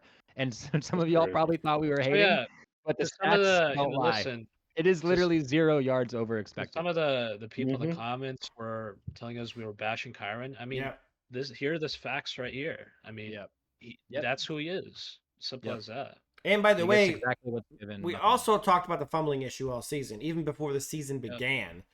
And that ended up being a real problem as well. So let's head to our next slide. But yes, Kyron has to go. This is yards per route run versus zone and man. you play zone against Puka Nacua, you probably should be fired as a defensive That coordinator. is, oof, yeah. You play Now, man. He's smoking you too. he's top 10 in man. He's number 1 in zone. Now, I want to point something out. I want you guys to keep an eye on this guy right here, Lad McConkey, right by Zach Evans. He's top 10, top 15 in both zone and man yards per route run. You guys got an eye on him? By the way, Demarcus Robinson, literally a bottom 10 receiver in football. You guys see him down here? Yep. Okay, so keep an eye on Lad McConkey's name. He's top 10, top 15 in the NFL. Actually, I'm going to say top 10. He's top 10 in the NFL in both of these categories. Now watch this. That's Lad McConkey up there, and that's Jordan Whittington right beneath him. Wow. Yeah. Yep. That's awesome. Let me see if I can find Brian Thomas. Brian Thomas is right here. So you're talking about Brian Thomas was actually, you probably can't see it because the LA logo's enlarged, but he was right like underneath. Yeah, he's right inside of Whittington. Yeah. It's literally the same. And he was great. So that's saying a lot about Whittington. Yeah. Now this is two different things. Passer rating when targeted, where he's top 5 amongst rookies, and it's yards per route run, where he's number 2 among rookies. I'm telling you guys, Whittington can be a dude, and I'm not. I want to make sure I'm clear. I'm not talking about a Van Jefferson 800-yard guy. Yep. I'm not talking about a guy a D-Rob guy who can get big plays every night. I'm talking about a 1,400-yard receiver. That's what I'm talking about. I'm talking about a Pro Bowl, potentially all-pro quality receiver. I genuinely believe that. And by the way, if that ends up happening, our whole channel needs some flowers, because as of right now, Jordan Whittington got less than 300 yards last season. So he's quite literally a nobody. By the way, we also said that before he played a single snap in the NFL. Yeah, we've been high on him all year from the start. We've We see it been on tape, man. pounding the table on this guy from day one. But that's Jordan Whittington. Now, I think we're moving on. Okay, the next thing is defense. So some good slides kind of telling the story about the O-line, about, I was going to bring up some quarterback ones, but I'm going to be real with you guys. Stafford is either average or below average on all of them. So it's really, there's some interesting ones. The most interesting one, which I couldn't find for end of season, which we talked about all season long, is basically Stafford is really good at throwing the ball when it's not expected. First down throwing, he was like top 3 in the NFL, but second and third down, and I think it's third and fourth down, maybe he was basically bottom 3.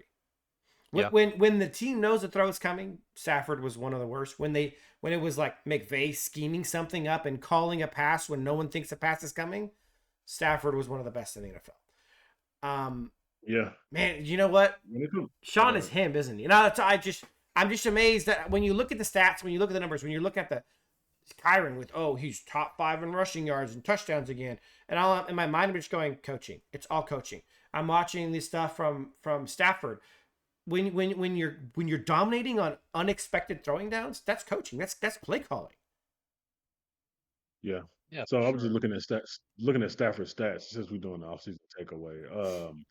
He had 3,700 yards, 20 touchdowns, which is low for Stafford. Stafford usually is like a 25 plus, 30 plus guy. And then one thing that was impressive to me, even though like we did talk about, he had a lot of turnover worthy plays. He only had 8 interceptions, and I think when he wasn't hurt, this was the first year in his career that he had single digit interceptions playing more than 10 games. So that was impressive. Even though he had turnover worthy plays, but him just standing under that 10 number was pretty impressive. So, and then he was 12th in QBR at 64.7. Whatever voodoo he concocted in the offseason to have that happen worked out. It worked. Something he did, he did work, man. So like you said, he had an average year. He had some highs, then he had a lot of lows too. So let's just take a look at it. You guys want to break it down real quick? So let's start with completion percentage, 21st. And this is all. This is only going to be showing guys who are applicable, basically, except for maybe Andy Dalton. So maybe 20th, because he only started 5 games. So 20th in completion percentage. You're talking about 13th in yards, touchdown. He was 16th. Now the problem is, I think when you go to touchdown percentage, he plummets to one of the worst. Yeah, that's the touchdown percentage is basically how many touchdowns you're throwing per pass attempt. It's actually a really good stat. It kind of shows the efficiency of your and really what we know what this is. This is awful red zone play. He was really bad in the red zone. Yeah, and Kyron stole a bunch of those. That's true though. But no, you're right. We were not good at throwing the ball down there by the goal line. That's absolutely true. Interceptions, we kind of Jody just broke that down. Success rate. Yeah. This is why I don't like stats like success rate. It just doesn't work. Like Stafford wasn't a top 8 quarterback last year. I don't think. Yeah, I love Jared Goff, but he wasn't the number 1 quarterback in the NFL. Neither was Baker. It's like, look, Josh Allen's all the way down here. They got two at 4. Yeah, Yeah, 2 out of 4. I really, yeah. You know what the other thing is? Mason Kyler Murray. Rudolph is 11, Kyler Murray, by the number way. 5. Yeah, no. By the way, Rudolph. this is true on all of them. Look who's up here. Oh, he fell. He fell hard. Where's he at? Jimmy Gibbs. No, I'm looking for Kyron. Kyron? For our buddy. Kyron? Kyron. Oh. Kyron was top 10 at this stat. He fell. Oh, baby. 30 seconds. Okay, Kyron sucks at everything. I don't know what to tell you guys. He's just trash. Yeah. He's a box score Andy. That's Yards per attempt, 16th. Maybe 15th if you disclude. Oh, no, he's 15th. Everyone else applied. Yeah, I mean, it's just, all these stats, he's basically QB league rating, average 15. or he's below average or awful. Yeah, it was a bad year for Stafford. That's just the bottom line. And the crazy thing is he really didn't get sacked very often. Look at this. He got sacked 5% of the time. He dropped back. That's really good. That's really good. That's incredible. That is phenomenal. So okay. So then, what I don't understand is why are we so low on because the pass PFF? blocking? I think PFF. And he barely got touched. Bro, I don't think we really PFF is talked just- about our views on PFF. Maybe we can go more in depth on it in the off season. But I can make I it know- simple. yeah, they're very subjective. They're very their subjective, opinion. and I'm telling you, one thing I used to be a big PFF guy, and the one thing that turned me off of them is you realize really quickly, PFF is like it's kind of like a locker room, right? Like they have all these guys who analyze film, they all talk to each other, and what ends up happening is they create a huge echo chamber, and when one guy loves one guy, they all love one guy, and so you're gonna see guys who are clearly getting preferential treatment on these grades over others, and for some reason look, it's not even arguable. Our O-line was great in the last 10 games. Yeah. They were, the pass blocking wise, they were phenomenal. And we had whole games. Remember, there was a 4-game stretch where Stafford got sacked 0 times. Remember? Right. Yeah, I do remember that. Mm-hmm. And our PFF rating didn't go up during any of that. Yeah. Yeah, I don't understand. Bro, it was a stat to where it was the Bills. The Bills had got at least a sack every game before they had played us, and they didn't get a sack against us. They were held You that know way. what makes that crazy is Stafford dropped back to pass a ton of times in that game. Right. We also threw a lot. Yeah. Yep, for sure. Yeah. So just ignore sometimes PFF makes sense and it matches what you see on tape. Sometimes it's so far off. And in this case, it's so far off. Mm-hmm. So I mean, what are you going to say? Stafford just, he overall, for Matthew Stafford, it was hugely disappointing season, I think. Yeah. Yeah, The it was expectation- I mean, we're paying what? like his He lowest touchdown. did a kind of a drama of trying to get a new contract and restructuring his deal. Yes. And he got that. And from that, right? Okay, as a Rams fan, you might be okay with that because he was pretty great in the second half of last year. It's like, okay, yeah, I mean, Stafford, he still has some left in him, and he was great in the second half. Our offense was better. It should be okay. And when he puts out this type of performance this season, it leaves a bad taste in your mouth. It's like, man, like all that just for a lackluster season. It's just, man, Yeah. it's not good You enough. know Like, what? I got crazy. I got like some crazy stats. My fault to cut you off, OJ. no, you're good. You're good. So Are the you- TDs. You're going to talk about Stafford? Say it again. Yeah. Okay, go ahead, It was just some quick stats. Yeah, go some quick stats. So, like I said, he had 20 TDs. That's tied for the worst he had in his career, and that X's all the games he was hurt. Season he was hurt, like where he played only 10 games, 8 games, 9 games. So that's the basically worst in touchdowns this year. But then that makes it worse is he only was sacked 28 times, and like I said, Xing out the years he was injured. 28. That's the least he's ever been. No, that's the second least he's ever been sacked because he got sacked 23 times in 2013. So 28. This is the second least he's ever been sacked his whole career. Did he So play he a full wasn't getting season in touched. 2013? 2013, he played 16 games. Yeah, he played 16 Wow, games. that's an amazing And he job, got sacked man. 23 times. That's Yeah, amazing. 13 sacks. Yeah. Jesus. Yeah, that's So Yeah, much no, for 23 sacks. Stafford never 23 having a sacks. good O-line in Detroit. But anyways, Yeah. Yeah. So, and it's just like he wasn't getting touched, and then he still didn't have a good year. So that was concerning. you guys want to get Yep. sick to your stomach? Check this little stat out. This is What's that? red zone passing stats this season. This is inside the 20 completion percentage. Now, there's going to be guys like Amon Mhm. Ra and Sutton who just threw one pass, but just look. It kind of starts with your quarterbacks right here. Baker Mayfield. By the way, 73% completion percentage in the red zone is nuts. That's crazy. That's talk. He amazing. had a great season. Baker was he was. But do you great. see who I have it marked? So Stafford will be orange. Do you see any orange yet? Nope. Let's go down No. to 50%. Any orange yet? No. Let's No. go down to 45%. Okay, there he is. There he is. Now, look. Caleb Williams. Now look at this. Daniel Oh Jones. my God, that company is just. It's ugh. nauseating. Shield. But does it get worse? He's below Josh Dobbs. Inside look, That's crazy. inside the 10. You ready for this? Inside the 10. 50. 45. No orange yet. 41% completion percentage inside the 10. Mac Jones and Cooper Rush, and He's below Cooper Rush and He Mac was horrible on Jones. the goal line, man. that's. We couldn't pass the ball into the end zone. I'm Like, honestly it speechless, was- man, because this is a guy who a How's lot of Josh people Allen at consider 43%? a lot of people consider as a Hall of Fame quarterback. Yeah. It's It's just crazy. it's jarring. Like, I don't know what to say. It's completely unacceptable, and we're paying this guy what 50+ million per year for this. Mhm. Well, you know what's Look. what's crazy is there's just guys like look at Joe Burrow, bro. Think about how bad his O line is. 58% completion percentage, 30 touchdowns, no picks. Yeah. That dude was unstoppable in the red zone. I mean, so but just look at TDs in the red zone.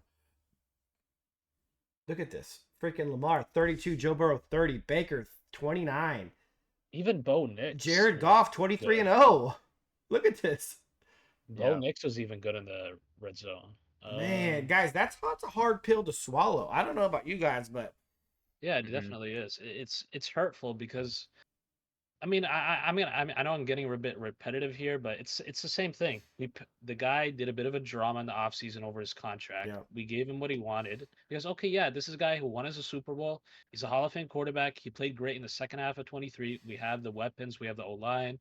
We have the receivers in Pukan Cup. We have a young, exciting defense. We have the pieces. And then he puts on this performance this season where it wasn't even like good or subpar. It was just most of it was awful and just bad. And at best, he had one or two good games. and we're Maybe talking like about 3, but yeah. we're talking about a guy, by the way, who's a Hall of Fame quarterback, who's a top Yeah. 3 highest paid quarterback in the NFL.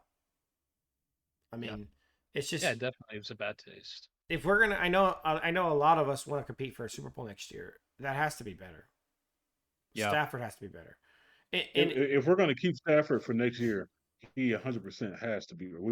He has to be better. He got to improve. He got to, like we said, even though it's probably not going to happen, he at least got to get close to the thing to where Stafford. You don't have to go for broke every play. right. You could Yeah. dump down Hey. here, 10-yard pass here, I mean, 5-yard pass I'm here, not 6-yard pass asking here. for like 40 touchdowns, 5,000 passing yards. I'm just Give asking me you, 30.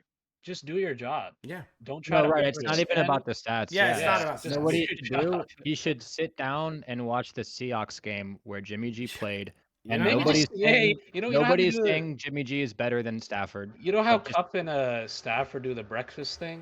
By Yeah, the way, I have something to say about that, but maybe Jimmy G and Yeah. we can do that. Just it's talk a good about it, idea. Go down, sit down, see what Jimmy G did. Quick decisions, easy decisions. Don't always have to go for the home run. Keep us on schedule. I want to throw out one warning to Rams fans out there and to the Rams front office. We know that they watch the when it comes to keeping Stafford, and this is just it's anecdotal.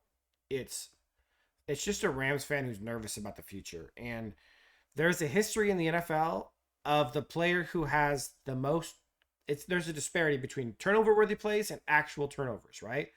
Some guys are heavily unlucky, and they have an inverse where they have way more turnovers than they actually have turnover for like tip passes and wild stuff like botch snaps and stuff. Stafford led the league in the disparity the other way. Turnover worthy plays to turnovers, he was number 1 in the NFL. And Right. there's a history for like the last like 8 years where the guy who leads the league in turnover worthy plays but doesn't have that many turnovers ends up being the league leader or the top 3 of turnovers the next season. Yeah, it reverts back for sure. It corrects itself, and I have genuine concerns about that happening next year. Sure. Yeah, it's a tough situation we're in, to be honest, because it's you can't find unless like Aaron Rodgers gets cut and you can sign him for a team friendly deal, you can't really compete for a title without Matthew Stafford. Yeah, I agree. I would say that the two exceptions next year. I would say the two exceptions Yeah. is if Yeah, A-Rod next year. or Aaron Rodgers or Russell Wilson become full free agents.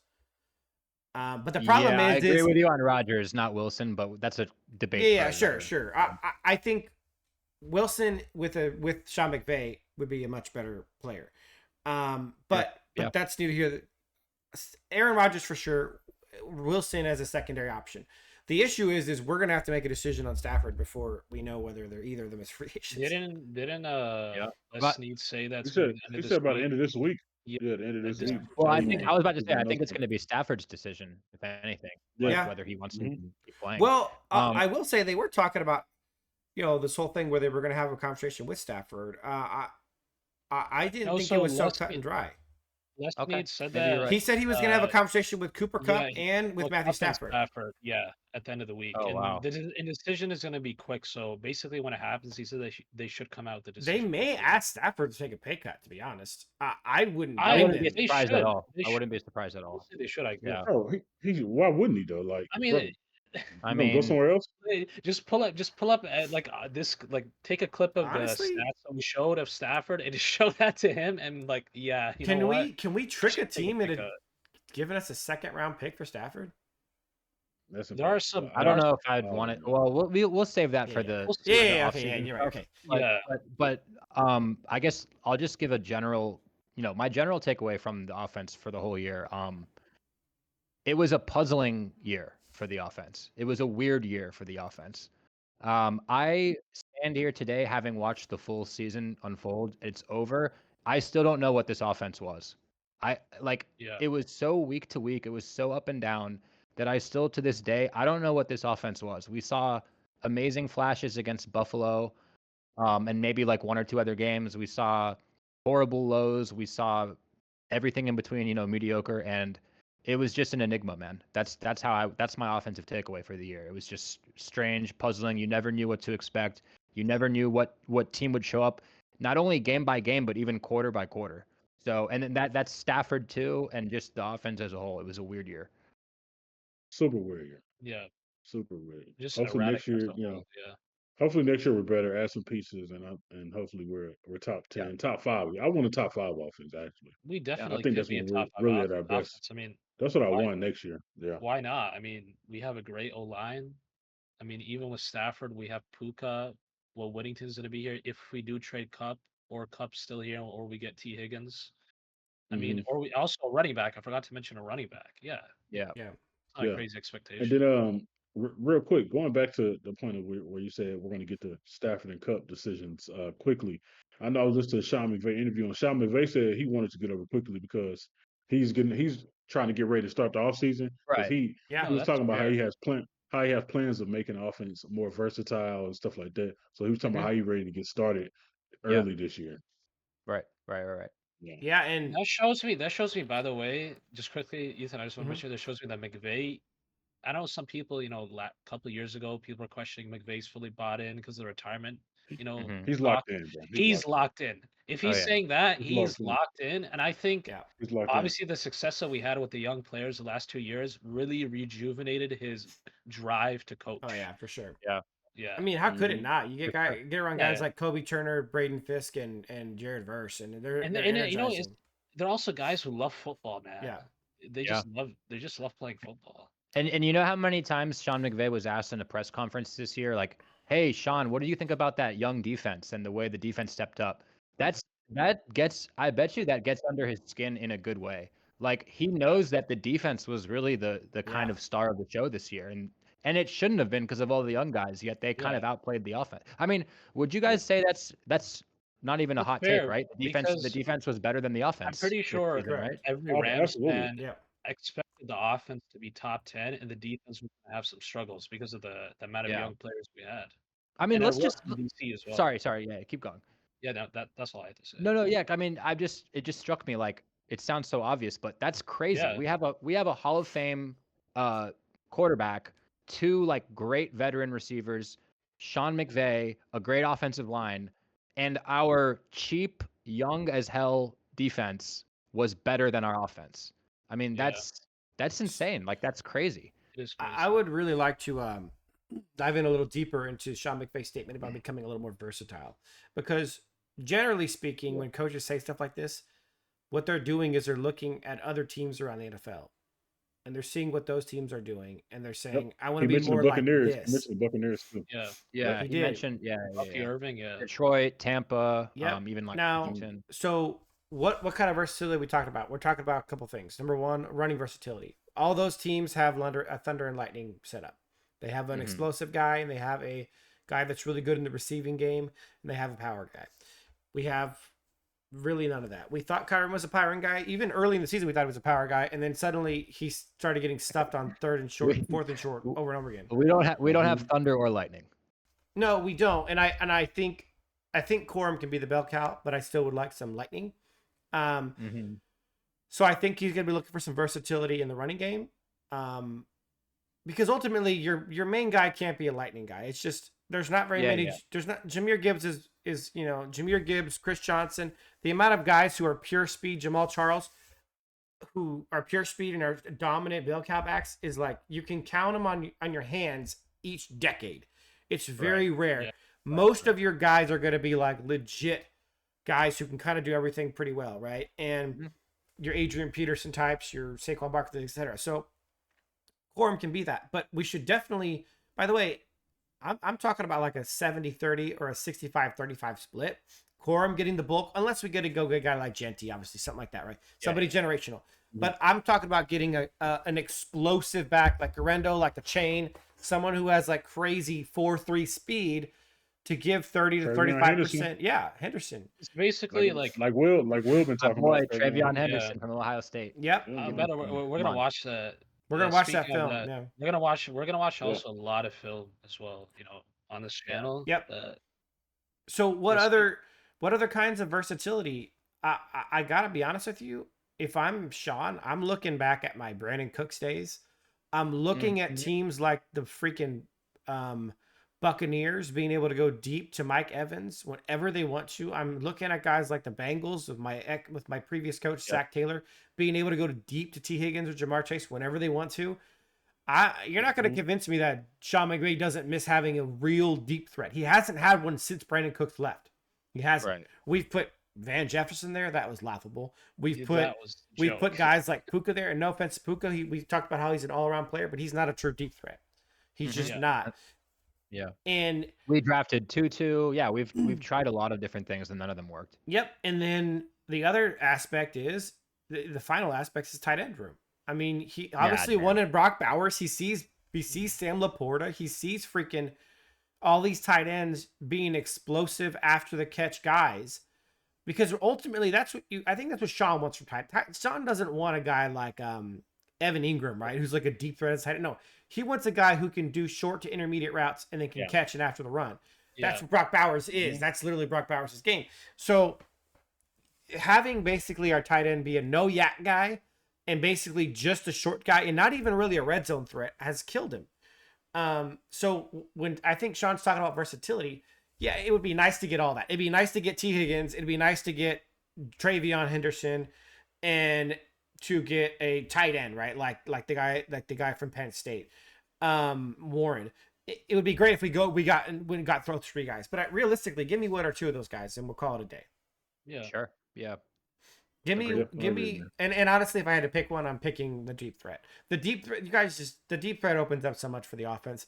One of the reasons why our passing game was so stifled this year is because the safeties know they don't have to go deep, man. The safeties can play up on Puka and Cup. Stretching the field, and that allows more space in the middle of the field. And our offense, we run a lot of crossers. Yep. A lot of crossers. For sure. So that's going to open up for guys like Puka and Whittington, or if obviously like I'm doing this and assuming Cup's going to be gone because if we're going to go get T Higgins, I'm assuming Cup is traded. So Cup is traded, right? So Winnington, Puka, that opens up that intermediate game that also, by the way, has been lackluster for us as well. It's been on and off, on and off. Yeah. So yeah.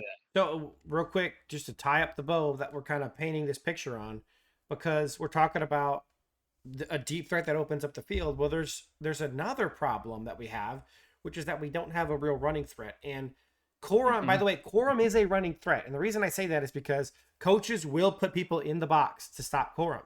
Because even though Corum's not a lightning guy, he's not a speed threat. Corum will break a run on you, and he will go. Kyren just isn't that guy. And the proof is in the pudding of how defenses play them. Kyren Williams, 40th in stacked front carry rate. Just awful. That says so much, man. That's crazy. And so what you're talking about is safety's not having to play deep, no one having to stock the box, and what that allows defensive coordinators to do is to stack bodies in the short to intermediate passing game. So you're talking about, that's why one of the reasons why we struggled a lot against man and zone is because there was just so much density in the coverages that we were seeing. Sean's sick of it. I guarantee you Sean is sick and tired of that garbage. Hey, man, that's a great point because we were I was saying like, oh, it's puzzling, Stafford, the passing offense. Well, that's a reason right there. You're right. That is part of the reason. That's a problem. It is. And I'm hopeful that Sean's identified those issues. I mean, look, when you talk about being more versatile, he wants to be able to do more things because ultimately, remember, this is a chess match and he's basically playing with nothing but pawns out there. Not that our guys are pawns, but like, you got to have guys that like the knight opens up space because he can move in so many different directions and do so many things.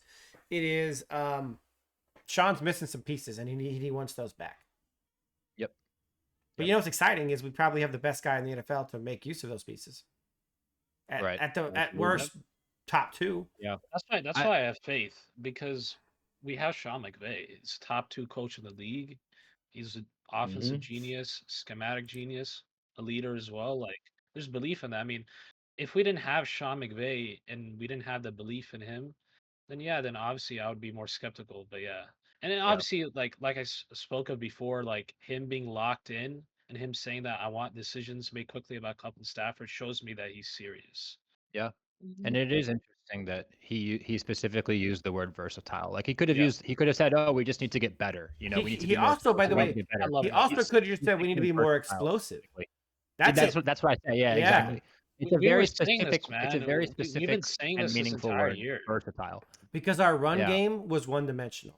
Our pass game was one-dimensional. One-dimensional. Because what the crazy part is our deep threat this year was Demarcus Robinson, but he was only getting targeted 1 or 2 times a game, and he was rarely open. He just doesn't create very much separation. Yeah. But okay. Yep. I think we wrapped up offense pretty well. Are you guys? Yeah, we talked a lot about offense. I think that's good. Defensive takeaways. What do we got? Oof. It was like a hill, man. It started off super slow. We were down on Shula. The D line showed promise from the beginning. We knew what they were gonna be, but the secondary was awful, like disgustingly bad. Then we got rid of Trey, and then we put the Kello in there, and it gradually got better. The play calling got better. I would say I'm not gonna say the play calling got better halfway. I would say the play calling got better probably like between like 3 quarters, like the last maybe. 3 games. Yeah, like the last 3 games of the season. Yeah. Yeah, it got better. In the playoffs, it was pretty good. So I would say it was an uphill battle. I think it was a nice year for the defense. I looked it up. Ethan, you can confirm with me on confirm, but I think we ended up being 17th in points given up. Yes, sir. 17th or 16th. 17th. Yeah, so we would have been 17th, which is okay, especially since Aaron Donald leaving. Youngest defense in the NFL.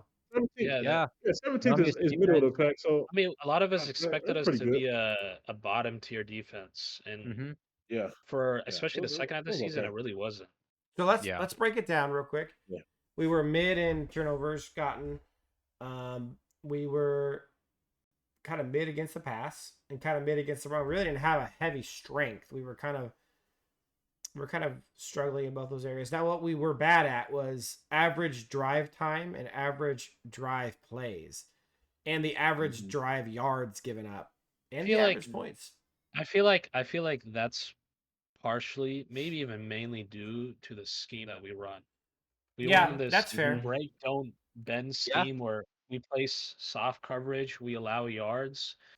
As long Yep. as we don't allow touchdowns, field goals okay, but that's what the bend don't break is. And I'll be honest with Right. you, I hate that defense I do too. because I think it just You Make them know- earn it, man. defense. Make them earn it. My main thing is that I think it tires out the defense, and it doesn't allow your players to make plays. Like you're not giving your pass rush enough time to get to the quarterback. On top Yep. of that, you're not allowing your DBs to make plays on the receivers. Can I show Yep. you guys something? Look at these numbers. The same numbers we were just talking about. Average time, average plays, average yards, and average points. First, third, first. Guess what year this was? The Eagles. No, this is us. What's 2020. us? 2020, That's right? 2020 when we was the best defense Yeah, of football. You're the best Yeah. defense of football, yeah. Because we got off the field quick over and Yep. over and over again. And realistically, it's like, okay, so what's the downside, right? You give up a huge play like every 7 or 8 drives. I'll take that, to be honest with you. Score a quick one. Score a quick Especially one, if you have 70-yard an play. explosive offense, it's fine. Mm-hmm. It's not a big deal. Yep. I really hope Shula goes to a more aggressive. He was really aggressive against the Vikings, and that was the best coaching performance he had all season. Yeah. Yeah. He's Hopefully aggressive against the that Eagles, was a stepping stone for him to look back on this offseason and That's look what I'm back at hoping. that. Yeah. And obviously we need the right personnel, and that's a topic for another time, but 100%. Yeah, we got to get better on that side of the ball. We have to invest yeah, in that corner position. If this is the same cornerback Exactly. room come to next season, the results are not going to be any different. Yeah. I'm going to make an adjustment on something I've been saying all year long, which is that we need to get a better nose tackle. I'm happy to go with Tyler Davis next year. I would be I'd cool with leave the that. D line Yeah. alone, in my opinion. I believe Honestly, in yeah, I'm okay with that as well. I'll go secondary and get a second linebacker. think for Oklahoma I State. was thinking about it as well. Like, I was actually thinking about it just now because when I was mentioning, the rookie classes and we were going over it, I was like, Yeah. you know what, Tyler Davis. I mean, in his limited playing time as a nose, he was significantly better than Bobby. Because Bobby, funny enough, this is a perfect time to speak on Bobby Brown. I've seen a lot of Rams fans in the community for some reason saying that not just that we should bring him back, or maybe he is a must. Yeah, like you You're have to telling bring me a back Bobby guy Brown. that barely gets double teamed and can't take advantage of single blocking when he's a nose tackle. We Yeah. should bring back. He doesn't even do his job. His job is to eat up blocks for guys like Kobe and Fisk and Verse and Byron to get home. Yeah, and he was He's one of even the good at it. lowest double team rate guys. In Yeah, I mean, football. I don't know if we have the statistics on it, but yeah, I I'll mean, see if we I can showed it find it. before. Yeah, That's, I mean- yeah, that's crazy. Man. yeah. For I don't Davis, get it's not a big. The reason I believe in him is one, because I like him as a player, but two, it's Yeah. not a big ask when you're No, he- playing alongside such great D linemen. So yeah, I'd be cool with Absolutely. going with Tyler And Davis. I trust Gil Smith, we'll get him ready as well. That's another guy that we should give props to as well. He's done a great job. You know who developing- else I would like to go after is I wouldn't mind re-signing Gallimore instead of Brown. I agree. Yeah. Bro, Gallimore Gallimore had a Showed good flashes. year, man. Yeah, Yeah. I mean, when he played, he has some juice to him, man. I like him as a player. Yeah, I like You Gallimore. can get him cheap. You can get him cheap too. on a Yeah, cheap he's gonna deal. be a Sure. cheap player. Yeah. Yeah, Yeah. I'll bring him back. Yeah, And we then need to focus the energy on the secondary. defensively get a cornerback 1, a cornerback 2 as well, and on top Mhm. of that, we need another linebacker to pair with Spates. I better not Yeah. see Roseman out there next year, man. Yeah. I'm gonna say Roseman some was- nasty things if Roseman's out there again, man. It's gonna Rosen listen, was it- the single biggest issue with this defense, for sure. If we're going to spend some money, go get Nick Bolton. Well, of course, we're going to talk about it later, but you can go get Nick Yeah. Bolton, and then try to find some cheaper CBs, some bargain guys. I mean, even And you if like just we put don't, it out there. I love Nick Bolton, by the way. Speaking of, I'm He's a going to be Mizzou expensive. He's fan. going to be expensive. He's though. he is going to be expensive though, and I know how our team views Yeah. linebackers, in the free agency Yeah. market. So I mean, Yeah, there's they guys probably like gonna do Robert Spillane. I'm pretty sure Mhm. there's another guy as well. I'm forgetting his name. There's another cheap guy. Yeah, Is Tranquil a It's- free agent? I'm not sure. Is he a free agent? Was he on a 1 year I deal? think or I 2 think year he's deal? I a can't yeah. remember. That's another guy. Tranquil. Let me double check. Actually. Yeah, Yeah. hold on. Well, yeah, Actually, there's a lot of good options in free agency for linebacker for sure. I can actually quickly pull this up. Tranquil's not a free agent, I don't think. Oh, Oh, okay. he's not a free agent. Okay. Let me Okay, let me pull up a couple of charts for us to kind of discuss here. He signed 3 year. He was a 3 year deal. Okay. Yeah. So here's the D side on here: pass rush D, which is kind of crazy. The win rate has us really low, which is wild. But yeah, we're top 10 in pass rush D. Also top 10 in run defense. So our D line just straight dominating. Jared Verse up here with the top 5 edge rushers in football and pressure rate and pass rush win rate both.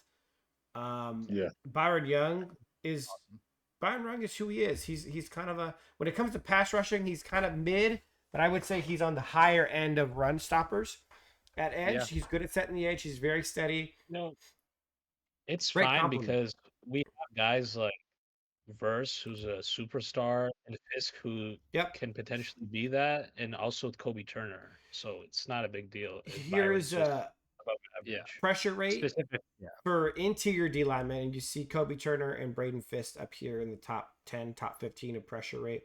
Braden Fisk specifically is top 5 in the NFL in pressure rate. Also, I'd like to point out John Franklin Myers, bro. Ex-Ram. I'm pretty sure a lot of Rams fans, I'm sure y'all were pissed as well. Oh my God. So we let go of him, man. When we let him go for no reason. For no reason at all. Yeah. He dropped like a person. That was one of the weirdest things that we have experienced as Rams fans, as far as like randomly for no reason letting a guy go. But yeah. And then we keep guys like Reader consistently on the team and Roseboom and Hoyt who don't have any impact but actually don't even provide a positive impact, but a negative impact on the team. I mean, I know Roseboom, like when Spates first came in for a couple of weeks, he had some good plays he made. But I think after I forgot which game it was, I think the Niner game, he was horrendous. He was consistently giving up at least 40, 50 yards passing per game. And he was constantly getting washed out of runs. Like anytime the guard would go up into the second level, he would get bulldozed and blown off the field. Like, he's just awful. With the Bobby Brown situation, you can't really see it on here because he didn't play enough snaps, but Bobby Brown is going to be in this bottom quadrant of bottom 10 guys in the NFL in pass rush win rate and pressure rate. And he was one of the least double teamed interior defensive linemen in the NFL too. So he's literally... Sorry, why isn't he on the chart? He just didn't. He's not enough snaps. Pass rush snaps. Really? Yeah. I'm pretty sure there was a chart we showed earlier. That makes sense. I guess that makes sense. Remember, his snaps went down like the last quarter of the season. I can't find the chart because there was a chart we showed in a couple episodes before where like he was in bottom in every category: pressure rate, pass rush win rate, stuff like that. He fell out of the minimum requirements, and so he's not really. You can't find him. And then I wanted to do Tyler Davis. I couldn't find anything on him actually at all. And it's probably because also limited snaps. Here is the pressure rates and pass rush win rates from ESPN. I was trying to find a double team rate. I couldn't find that. But basically, this includes both interior and edge rushers and interior D linemen. Jared Verse kind of stands out amongst all people all the time. Just an absolute stud. I don't think Braden Fisk qualifies for this one because there's more guys. It's a harder thing to qualify for, and he didn't play that many snaps himself. Which was an issue, by the way. Yes. So when we break it all down, I mean, Omar Spates or D line. I think the D line might be set. I mean, I'm not going to be mad if we go pick up a double team machine like Jerron Reed or BJ Hill or someone like that. I'm not going to be mad if we there's a couple of like monster nose tackles in the draft. Like, I'm talking like 340, 350 pound block eating machines. I think it'd be cool to get some rotation guys. Yeah. I'm not gonna be mad, but I'm also not gonna be mad if we just bring Tyler Davis and Gallimore back and use them as rotational pieces. I'll be pretty stoked about all that. The D line though, phenomenal. That's our strength. Phenomenal. Linebacking group, Omar Spates is a starter for the future. Yep. Christian Roseboom hopefully is no longer a Ram. Yeah. Garbage. Please.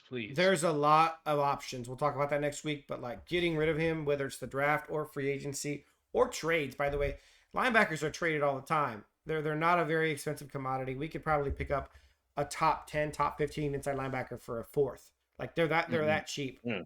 I would do that easily. Secondary. Top of that, the linebacker market is nothing. Didn't guys like Patrick Queen and Jordan Brooks get what 10 million per year contracts, something like that, 8 mil per year. It's basically Yeah, the nothing for only guy that guys got a who big one was for yeah. guys who Only guy that are got a big one top. was Roquan. Yeah, guys who are top tier linebacker. I mean, Roquan is arguably the best linebacker in football, so that's understandable. So let's take a look at this. Actually, I pulled it up on SpellTrack real quick. Yeah. So average wise, you're talking about if you're outside of the top 3 guys, you're talking about basically 13 to 8 million to kind of 7 million bucks. Yeah. And so what I'm saying is, I mean, and look, if they decide to go this direction, I'm not even gonna be mad about it. I mean, look at Jordan Brooks. I'll tell you where 8.7 Zach for- Bond is gonna fit. He's gonna fit right here, 13, 14 million bucks. If they go get Zach Bond, I wouldn't even be mad, to be honest. I know it's like not as big of a need as quarter, but if you're getting an all-pro inside linebacker to pair with Spates for 13, because realistically, to get a top-tier corner, it's like 25 million. And that's the danger about the corner market, right? Is that there's not actually a number 1 corner on the market, but you're going to have to pay one like he is. Mm-hmm. So it's a difficult situation. I'm not mad at all if you go get a Zach Bond all-pro inside linebacker, give him somewhere in the 12 to 14 million range, make him the top 4 or 5 paid inside linebacker in the NFL. I'm not even going to be mad about that. There's other guys who are going to comfortably sit in the 15 to 20 range, somewhere between 7.5 and 4 million bucks, kind of like 26 to like 15 range ish. That's going to be a couple of guys as well. Like Nick Bolton is going to fit in that range. There's a lot of options. Also, some of these guys are going to get traded. Like, don't be surprised if Demario Davis gets traded. The cap situation in New Orleans is garbage. Don't be CJ Mosley.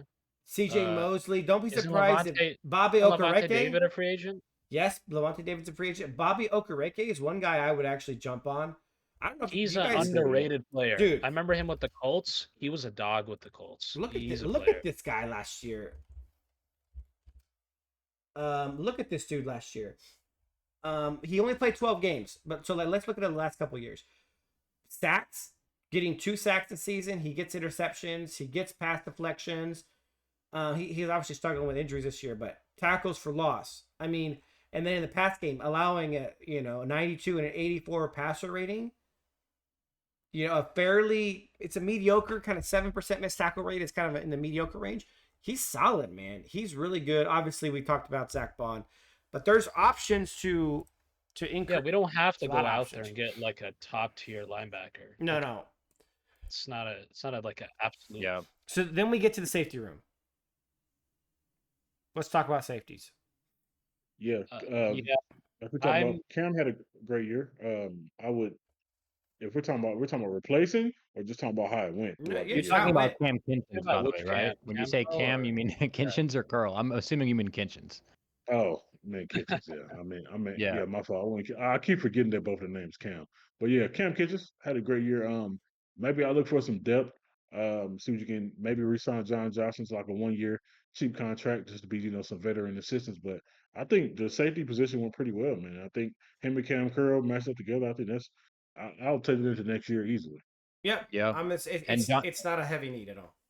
Yeah, and Yeah. John Johnson was kind of in and My out, only but thing is Yeah. I'd rather Quentin Lake get less of a role, but I don't know if Yeah. that happens. But that's the guy I would replace. You I would know that replace Quentin. happens is I would re-sign John Johnson. Yeah, that's what I was saying too. We have John Johnson, who we didn't even use a lot. 2.5, 3 million still there. bucks, right? Cheap. Yeah. Yeah. Cheap. Sign Lake him early. shouldn't be Give him the time. captain. Yeah. Let Quentin Lake be a backup. Put John Johnson in the role that Cam Curl's playing. Put Cam Curl in the Quentin Lake role, and we're cooking Yeah. with peanut oil, guys. we are. That's Yeah, I solid. wonder why they didn't. I really wonder why they didn't do. I I just don't know why they don't- like Quentin Lake so much, man. I really don't get it. They also love He's a Troy good Reader. guy. He's Yeah, a nice guy. I He's guess, nice. yeah. He's a good guy. And That's boy, He I put mean, that's- Sean's child to sleep. Sure, I'm whatever. sure these He guys. must- he must have. I'm sure Hoy and Roseboom and Reader and these guys are nice people. They're good people, but like, man. And like, then Quentin Lake, his dad was a great player too, so he probably Yeah. got that You type know- of cachet. Do you know where So- you put nice people? Freaking greeters at Walmart. That's where you put nice people. This is Yeah. the NFL. You put nice people Yep. in the coaching style. That's what you do. Let him be an assistant or some crazy stuff like Hey, that. Troy You Reader, don't start him on. I don't the team. Hall think- I of don't think I Fame want water Troy boy. Reader coaching up my linebackers. Hall of Fame But, water uh, boy, Troy Reader. Let's go. He could Yeah, be a but no, bench, the safety room, Yeah. the safety room is fine. he could be a That's- bench that's my warmer. So bottom then- line. We get to the Yeah. crux of the situation. Okay, so let's just say worst case scenario. we bring Christian Roseboom. It's not the end of the world. Our linebacking, No, our run it- defense was okay. That's close to the end of the world. Though. It's I'm not gonna lie. If you that's- know, if you bring Christian Roseman back, as you bad got as your it gets. secondary has to be great. Your secondary has to But be this is great. my You point, gotta get a right? great If you're secondary. picking and choosing, even right? then, it's Man. like I'll tell you I don't what. even. There's some guys I wouldn't mind drafting. There's some guys I wouldn't mind signing. I also wouldn't mind a change in the system in the secondary, playing more man, more press, Yeah, more that- aggressive. sure. They Yeah, all I look like- better doing that, by the way. They all look better. doing We were better, by the way, in the second half of the season. We were playing more man to man and press, and our defense looks significantly better. And it's not Mhm. shocking because I mean I mentioned this earlier. When you're playing off coverage, you don't allow your DBs to make plays on the ball. When you're playing man to man, you're letting them show off their athletic ability. Like Kobe Turner. Kobe Turner is a sticky corner. We Kobe saw Durant. Kobe Durant. I don't know why I said Kobe. I always mix up. Yeah, the no, names. same. Yeah, but Kobe Durant, like when we played the Vikings, he obviously we had a bracket on Jefferson Addison, but he only allowed one catch for 7 yards. He basically, in a way, I don't want to say shut down because we bracketed, but he did his job. Yeah, he did great. He did it. He did a great job. I mean, as a sticky corner because we played him in that man-to-man role where he can use his athleticism. Yeah, You know, and everybody looked better in playing Yeah. man. Even like Akello Witherspoon looked better. Kilo looked better. D Tua Will looked probably better. better. Yeah. So The only guy that looked ass was what's his name? McCullough, I guess. we're not Yeah. far Yeah. from being a great defense. That's the takeaway here, right? Mhm. Yeah. Yeah, Mhm. basically. We're not far at A all. little bit of some schematic changes, some more talent in the cornerback room specifically. Maybe a little bit of a revamp safety room with Quentin Lake gone. Yeah, I'm excited Yeah. about what the future can hold there. For sure. So, Yeah. defensive takeaways. Let's talk about stock up. Offensive stock up. I'll start it off. I'm not even hesitating. Go ahead. So I guess we just quickly say this, to the fans. This is like our stock up for the entire season, basically. Right. So I'm Yeah. gonna head a clear direction in the stock up section, which is our 2 offensive 6-round picks. Jordan Whittington I like and Yeah. Bo Limmer That's are good. not. Good one. They proved this year to me that they are going to be future long-term starters on the LA Rams. I'm not even gonna. I'm with We've you on that. exhausted. I'm not even gonna go into it. Yeah, They're studs. There's not much that even needs to be explained. Yeah. Yeah, my stock up is easy. Superstar Puka Nacua. He's my stock up. Okay. Had a great year, even though he played I think nine games, I believe. Well, if you count playoffs, 11 games maybe. he But played regular he played season, like he only played 11 9 the games. regular season. But yeah, Regular season, he played 11 games. yeah, something like that. Okay, But then there well, was weird ones where like either, some of them he didn't. He didn't play, get like, ejected in the Seattle game, so getting I guess it's ejected, 10. yeah, I guess it's But 10. either so way, probably yeah, like 9, 10 probably like games. 10 games, and then he Yeah. went out against the Lions early Right. too. Right. So Yeah, that's yeah, true. Yeah. so probably like 9, 10 games. But he's a star, man. Even in the limited time he played, you could see he was a crazy. Like I said last week in the Eagles game, he started off slow. Like even Will said, to his standards, he could have been better, but he Mhm. started off slow and still was able to make an incredible catch, some incredible Yeah. catches at the end of the game to get us to where we almost won it. So Puka, my stock was Puka, man. Next year, to me, he had his coming out year, his rookie year. This year he was good, but next year is where I want to see health permitted, not gonna do it, but I want to see 1,400 double-digit touchdowns, just to solidify him as like a superstar. in this league. 15-15. Give it to me. Yeah. Hey, Yeah. Yeah, one of I'm those. gonna And say you know this what? quickly. We'll really see it is if we do get that explosive receiver over the top. Then Yeah. you're going to see Puka Nacua He gotta just go go nuts. absolutely I'm nuts. gonna Yeah. say this. Yeah. I'm gonna say quickly. If he didn't get hurt, he would have been a first-team All-Pro. He was top 3 Yeah. in the league in yards per Easily. game. Yeah. He was gonna have Easily. like He's an 60. all-pro receiver. He's Yeah, a first. I team think all-pro. he is a top 3 receiver. I think he already is a top-tier receiver. I think I'd put him unfortunately the third. injury hindered him from having an All-Pro level No. season, but he was on Third? pace for 1,600 yards. Yep.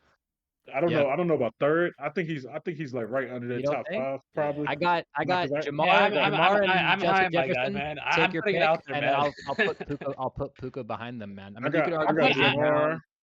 I say Got third Jamar because and I have Jamar and like you said, Jefferson above him. I Jamar think and Jettis. yeah, they're 1 and 2, Uh, and I have him third.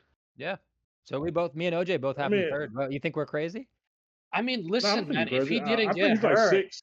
He's like he 5 or 6. 6? if he What? didn't get You got to name me 3 hey, other. hey, Joe, if he Okay, me didn't me get personally. hurt, he's gonna be there where No, he would have had a great. No, he would have been there with bro. A Jamar top Jefferson.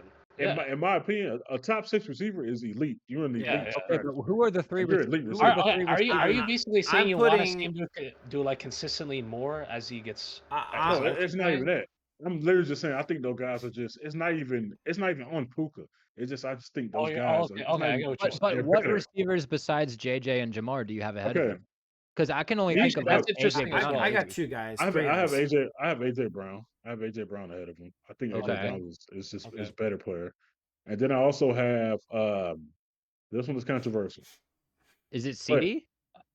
Is it CD? no, not Okay, CeeDee okay, Lamb. go CeeDee ahead. Lamb's Sorry. close. CeeDee Lamb, that's a good one actually. I might think about that. CeeDee Lamb's amazing too. I mean, Mhm. to But be fair, only other CeeDee guy. Lamb had Cooper Rush for almost the time. Still Yeah. pretty Yeah. good. CeeDee Lamb. You know what? I have CeeDee Lamb above Puka at the moment. That's Okay. I that's don't what think. I mean, like. that's fair. See, That's fair. CeeDee Lamb, and then mine is Devontae Adams. I think Devontae Adams is At just this better. point in his Now, career, No. listen, nah, man. listen. With all the turmoil he had, he still had. I think he still had 1K this year. I think he still All had right. 1K. He's Okay, to me, he's a great receiver. Okay. Other than those The guys other right guy, there- actually, I'm putting him on Ra above him.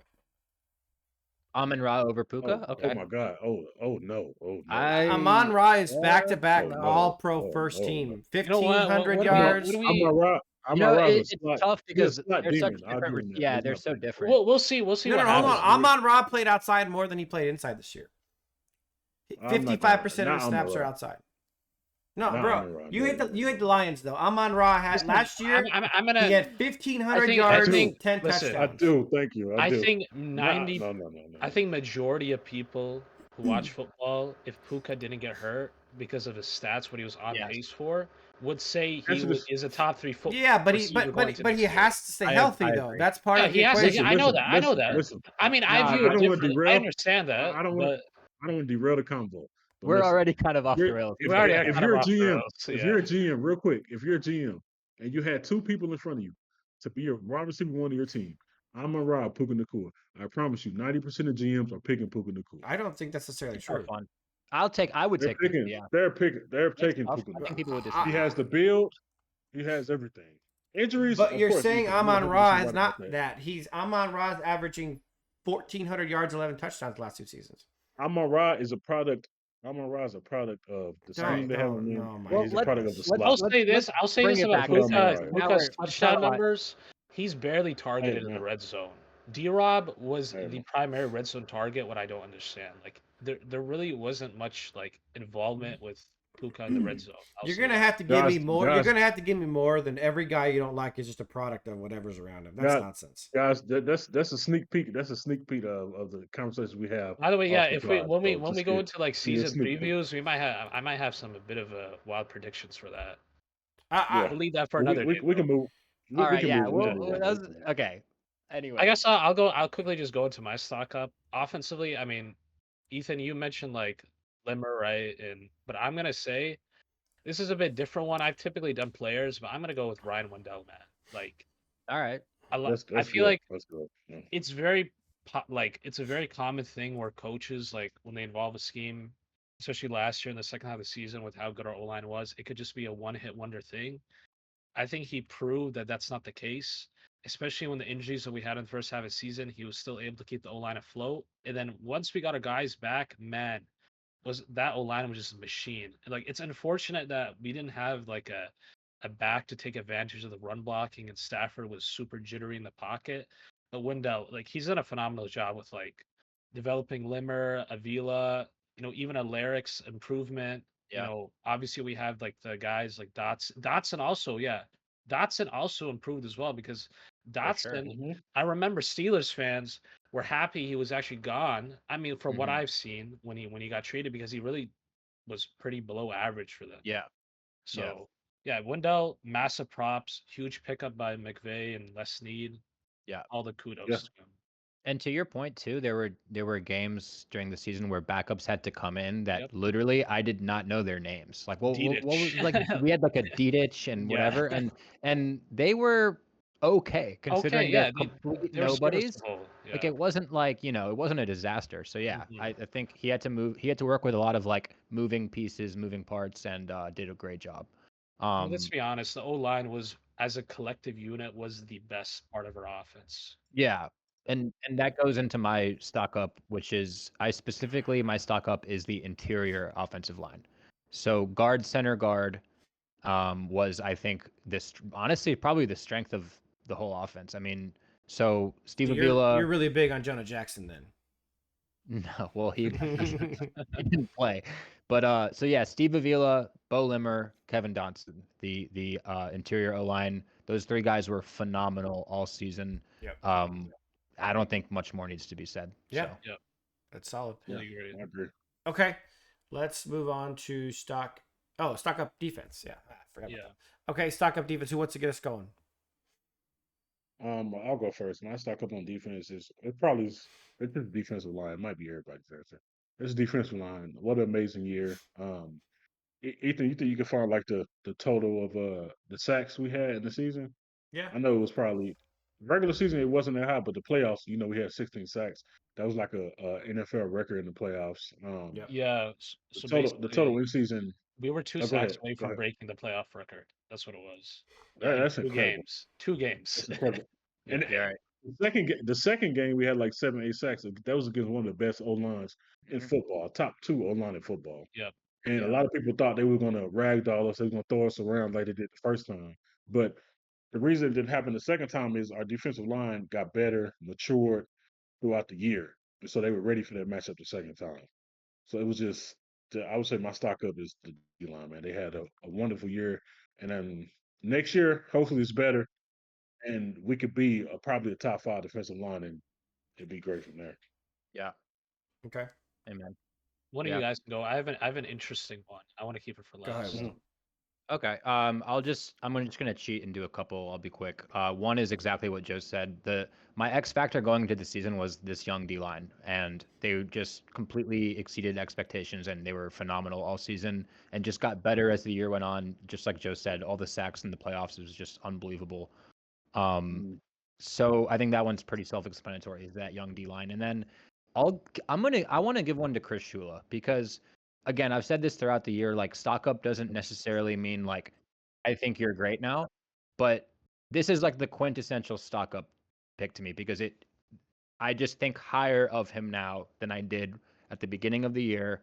I didn't love the hire, and I think it's probably too early to say he proved me wrong. Yeah. But I'm going into next season optimistic and optimistic about this guy that he could actually be our DC for a long time to come.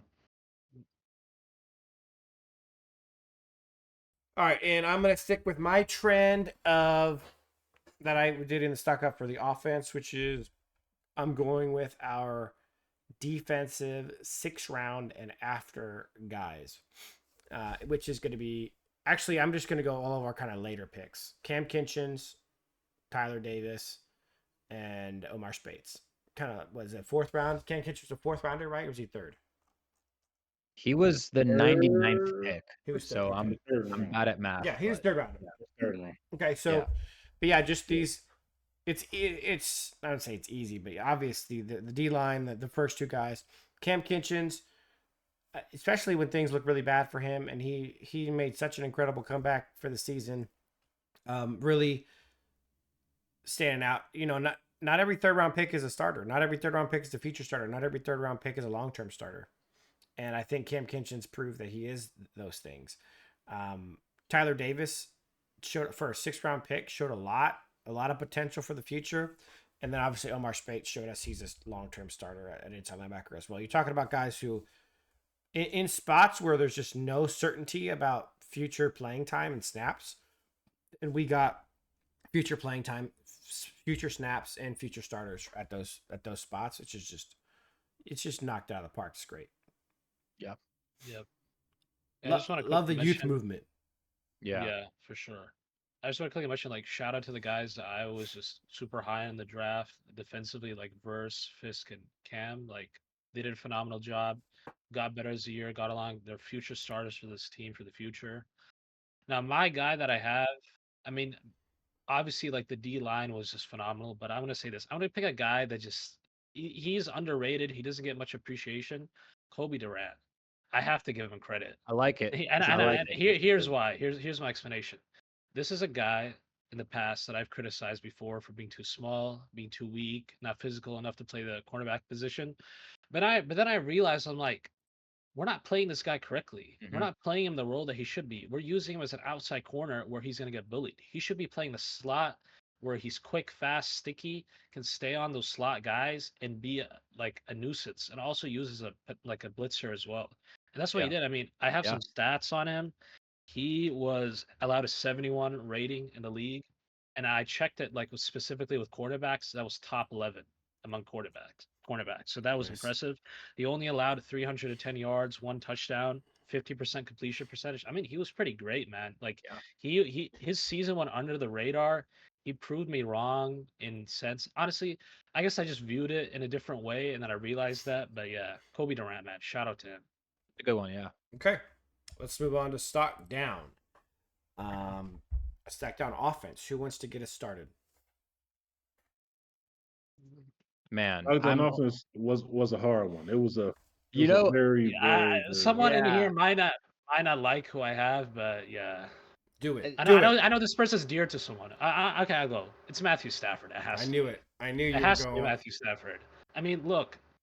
I mean, I mentioned this Hall- about 50 the times Hall- already, and I don't like being repetitive, but this is a guy that kind of held out for money. He got that money. I was like, okay, it's fine. He's a Hall of Fame level quarterback. He won as a Super Bowl. You know, the Mhm. offense was great. The end of last year should be fine. We're going into potentially, you know, we could potentially, if things go right, win the Super Bowl. If not, yeah, we'll go on a playoff run. And then unfortunately, Stafford just regressed in accuracy. He was just jittery in Yeah. the pocket, which I didn't understand. He had, like you said, Ethan. He led the league in turnover-worthy plays. Mhm. You know, didn't wow in the statting department either. He made like a couple of like nice throws each game. That's what Stafford does, but he was Yeah. very inconsistent. Not just game to game, but quarter to quarter, he was inconsistent. Drive to drive. We have to remember. man. We have to remember the Yeah. San Fran game, the first San Fran game, he was not good in the first half. Yeah. It was a second half adjustment by McVay when he went to a more quick passing game offense, when we should have done more throughout the year, which, you know, what's called regarded, you know, we made the comeback and yada yada yada. But yeah, Stafford expected better from him. He's a Hall of Fame level quarterback. He clearly regressed. It's just disappointment, man. I have to stock him down. I have to. Yeah, that's fair. I'm gonna piggyback off that because I actually have a similar take, and that's I've been saying all season long. Hall of Fame coach, Hall of Fame quarterback, all pro running back, letting us down. I'm more convinced than I've ever been that that's not actually accurate, and it's Hall of Fame coach and Hall of Fame quarterback and all pro running back that have been letting us down. Yeah. That Jimmy You're forgetting Garoppolo to pay Seattle off game, that Jimmy Garoppolo game broke something inside of me. Yeah. It dude, Seahawks had almost all their starters that game on defense. Yep. Yeah. They were healthy. They were playing for just trying to embarrass us. pride. Yeah. Yeah. They were They're playing definitely hard. playing, yeah. That Sean isn't the problem, guys. He's not. No, absolutely. No, And- absolutely not. And you guys know I've stocked down him because the offense just looks so flat so frequently and so inconsistent. And you just think the coach has something to do with it. But man, you watch Jimmy Garoppolo run the offense to a T, and it just something snapped inside of me. And so my stock down is Hall of Fame quarterback and all pro running back. And if it's Yeah. me, I'm upgrading from both. I understand if we want to make one more run with Matthew Stafford. I'm not saying that's a horrible decision. I'm just saying I highly doubt we win a Super Bowl with Matthew Stafford at quarterbacks next season.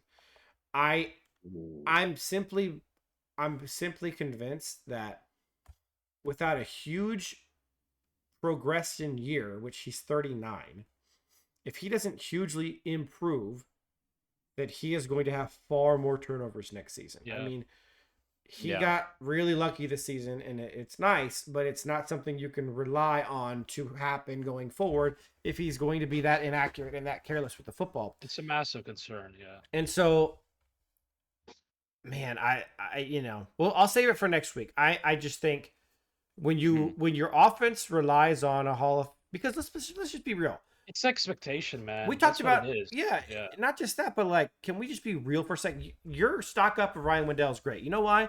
Because in reality, the O-line has no business being as good as it is. Alaric Jackson is a nobody. Steve Avila was a second-round pick, but it wasn't exactly like people thought he was going to be all-pro level. I mean, we thought he was going to be really good, but he wasn't like Zach Martin or something, right? Yeah. Bo Limmer, 6th-round pick. Jonah Jackson, scrub. He didn't even play. Yeah, Kevin Dotson was a throwaway from the Steelers. Yeah. He was a reject from the Steelers threw him away. Yeah, Rob Havenstein is like 36 years old, aging, had some injury issues. Yeah, white gray hair. On paper, this O-line doesn't deserve to be in the top half of the NFL, let alone top 5, top 10. So you're talking about an O-line who is way outperforming its talent on paper. Then you're talking about a receiving core who, let's be real, even when the guys were out, Tutu was playing out of his mind. Whittington was playing out of his mind. D-Rob stepped it up a little bit when people were, well, he kind of sucked. But it wasn't bad. I'm just saying, like, when you lose your starting 2 guys, you expect there to be a humongous fall off. And Tutu and Jordan and Tyler Johnson had a couple. Bro, the receiving core wasn't bad. Cooper was, when Cooper was rolling before the Buffalo game, great. Puka, great. I mean, like, the receiving core, I would argue at least play to its talent level, if not a little bit above its talent level. Okay? And so then you get down to the running game and the quarterback. And you're talking about an all-pro running back who played nothing like an all-pro running back and a Hall of Fame quarterback who looked nothing like a Hall of Fame quarterback. They played so far below their quote-unquote talent level, and obviously I don't believe in Kyren, I never have. Yeah. But that we brought him back as the starting running back because he was an all-pro running back. That's why we retained Kyren. That's why he got the most snap share in the NFL at running back. And so I don't have any other thing I can do on the offense side of the ball and stock down, but to look at the 2 guys who should have carried us the hardest, who actually carried us the least. Yeah, I'm with you, man. Did you go, Will? I didn't, but go ahead. Okay, I'll go. My start down is super simple. It's Kyren Williams. I know we've beaten that horse to death 1,000 times over, but that horse keeps coming back to life and fumbling the ball. So you got to. Unfortunately, we have to keep mentioning it. I don't want to say it because it's not football ethical. It's not what a lot of coaches would say or a lot of players would say. But to me, Kyren Williams lost that playoff game. And when you do something like that, people are going to give you the excuse, the conditions. No, he fumbled the big moment against the Eagles in the dome when it was 100% clear. No weather conditions at all. He fumbled in that moment. So it's hard to say it, but you got to say it. Kyren Williams lost the game.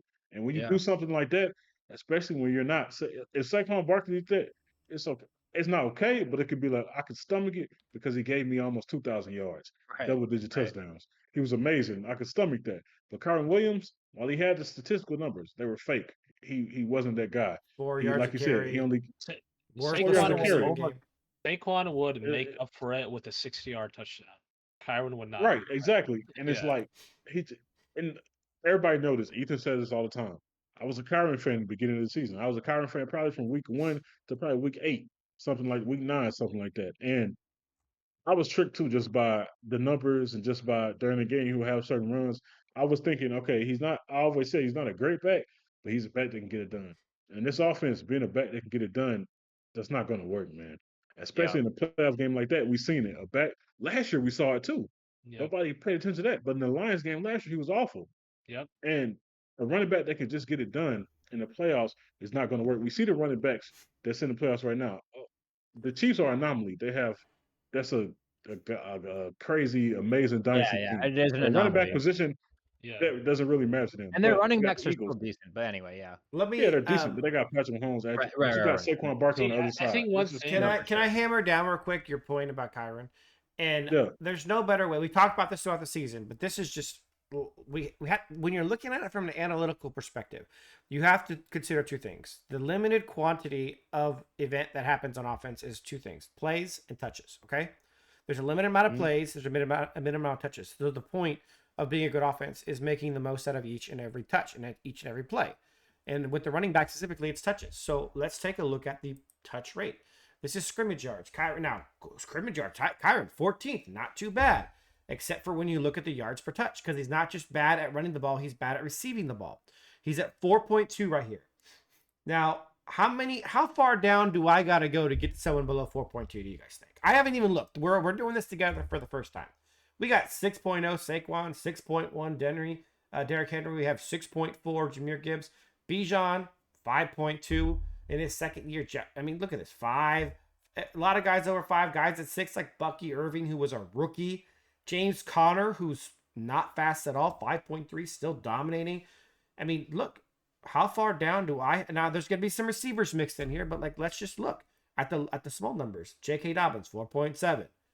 Here we go. Ramondre Stevenson. He might be the only running back in football worse than Kyren Williams. Rashad White had 5.2. Rashad White. He was effectively benched. Yeah, he was benched. He lost his job to Bucky Irving. I mean, but so you got one guy here, and then you have Kareem Hunt. Kareem Hunt, who came off the street and almost put numbers as good as Kyron's up. Off the street. And then I don't know if we're gonna find anyone else. I'm being straight with you. By the way, Kareem Hunt looks like the reincarnation of Eddie Lacy. No disrespect. Look, I'm still going. He did balloon up. He did blown up. Yeah. I'm not counting Jalen Hurts because he's a quarterback, and that's still higher. Here we go. Jaleel. No. Abdullah was at 5.4. It's actually Jaleel McLaughlin, 4.2, tied. And then you have Devin Singletary at 4.1.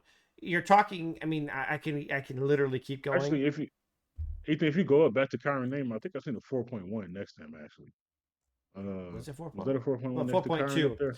4.2. You know what though? Let's do this for giggles. Let's sort it and let's go down because it's going to break it down by the number, by the bigger number, right? So Kyren is higher than all these guys. So because they have a further decimal in the end result.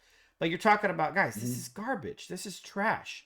Not a single other guy who's getting a lot of touches is this bad. In fact, none of the guys I even mentioned. You're 137 touches, 134 touches, 223. So maybe these two guys. Kareem comes off the street after not having played most of last year. Ramondre is literally trash. So he's... Plus the Patriots O-line is god-awful. Yeah. Oh, yeah. The Patriots is the bottom 3 run-blocking O-line. Yeah. So when you consider all factors... It's not a hard stretch to say that on a per touch basis, Kyren is the worst running back in the NFL. And then not even including the fumbles. Guys, it's time to be done with Kyren Williams. I think we put down the hammer. We showed all the stats, the facts, the evidence. I hope now, like to all the Kyren lovers who are watching this, they realize that this is who Kyren is. He's a guy that will get what's given to him and he will not do more. And that's who he is. I'm gonna say I want to say 2 more things about it because I just want to nail the point home enough to where we don't have to talk about it again. Yeah. One of the lowest stack box rates in the NFL. Defenses don't respect him at all. Yeah. Right. Okay. One of the best run blocking O lines in the NFL. Right. Yards over expected, literally nothing. 0. Yeah. Guys, you can't possibly be objective and still think Kyren Williams is a great player. You can't overcome. Unless you're being emotional, then if you're being, it's only people are being emotional. Yeah. And I agree with Ethan, man. I'm not gonna lie. Unless we're talking about him getting traded, I don't want to talk about Kyren again. I think I'd rather talk about this better player. Well, shoot, I'm tired of him, man. That's too bad because I haven't gone yet, and who am I going to stock down besides Kyren Williams? Let's keep beating him down. I already had it written down. Like I can't change it now. We're burning him like 50 and it's my answer, so I don't know what to tell you. Okay. Look, it's hard not to be. I mean, it's all the same stuff we're saying. I'll try not to repeat, but 31st in yards per attempt. Our offensive line was great all season. He never took advantage. I brought this up last episode. He touched the ball more than 350 times, and he only had 3 plays out of those 350 that was 20 yards or more. So I think I'll end it there because you guys nailed it. But the last thing I'll say is we talk about Matthew Stafford and him not playing as well. And this is not an excuse, but for me, the hope that I have of him, if we're going to see a really good Matthew Stafford at this point in his career, I think he needs to be paired with a dynamic run game at this point, because Yeah, I mean, you can't deal with that getting no help in the run game and seeing boxes that are like never stacked. And to me, that's the key and probably the biggest thing that we have to change on offense next season. I'm hopeful that Yeah. my one hope about Stafford is this: it's that with a strong run game where really he's not asked to throw more than 25, 30 times a game, and a deep threat like T. Higgins. See, we need a guy who Stafford can get it out of his system with, right? Like he can do hero ball with T. Higgins going deep, and then play reserved, standard, intelligent football all the rest of the time to the rest of the receivers. Like get hero ball out of your system to T. Higgins because he can handle jump balls, he can handle getting open deep, all that stuff, right? I'm hoping that between those two things, Stafford can bounce back next season, but we have to do those two things. If we're going to keep Stafford, you have got to get T. Higgins, or you've got to trade for someone like, maybe Devontae Adams, although he's not a deep threat, Garrett Wilson, somebody like that. You have to make a move for a receiver. Oh, Garrett Wilson would be awesome. Listen, guys, real quick. I know I'm gonna just keep doing it just because this is the last we're probably gonna talk as much about this season. Let me play a little game real quick. What do you think Kyron Williams' longest run was this whole year? Wasn't it the one in the Eagles playoff game? Yards? Yeah, I think it was that one. That was like 22, 23 yards, I think. Yeah, I'll guess. Same. I have similar answer. I was gonna say like 25. His longest run this year was 30 yards. Okay. Green Bay. It's ranked 63rd in the league. In longest. Joe Burrow had longest rushes, rushes. Wow. Daniel Jones probably did. Trevor Lawrence had Marcus Mariota had a longer run than Kyron Williams this year. He only played like 4 snaps. You know what's funny is I remember this run because we argued on the podcast about it because I said 30-yard run, congratulations, it was perfectly blocked, and Joe was like, nah, he still had to do it, and I was like, okay, well, whatever, we'll give it to him, but like to the point that it's like it's a perfectly blocked run.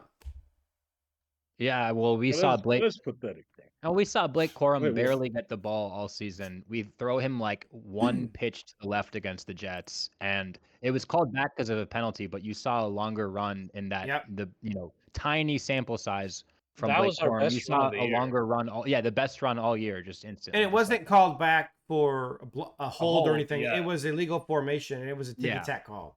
Yeah, exactly. Will Shipley had a longer run. I saw that. Yeah. I'm pretty sure. Penei Sewell had a longer run. He didn't really, but I could. Hopefully, that's the last time we ever have to talk about Kyron Williams. Hopefully, he's not relevant next year. I'm honestly, I'm at the point where like if I have to go through another season of Kyron Williams, I don't know what I'm gonna do. Dude, no, I'm gonna see that. And by the way, I'm gonna say something that Skip Bayless likes to say is we didn't second guess this. This isn't hindsight. We first guessed this. We told y'all before the season even started that this guy is not as good as the All-Pro moniker or whatever would have you think. And we were. I'm just gonna say we were spot on that, man. And y'all did, not me, but y'all did. Hey, you caught on quickly though. Hey man, at least you able to change your mind. Some fans are so stubborn. Some fans are still on it.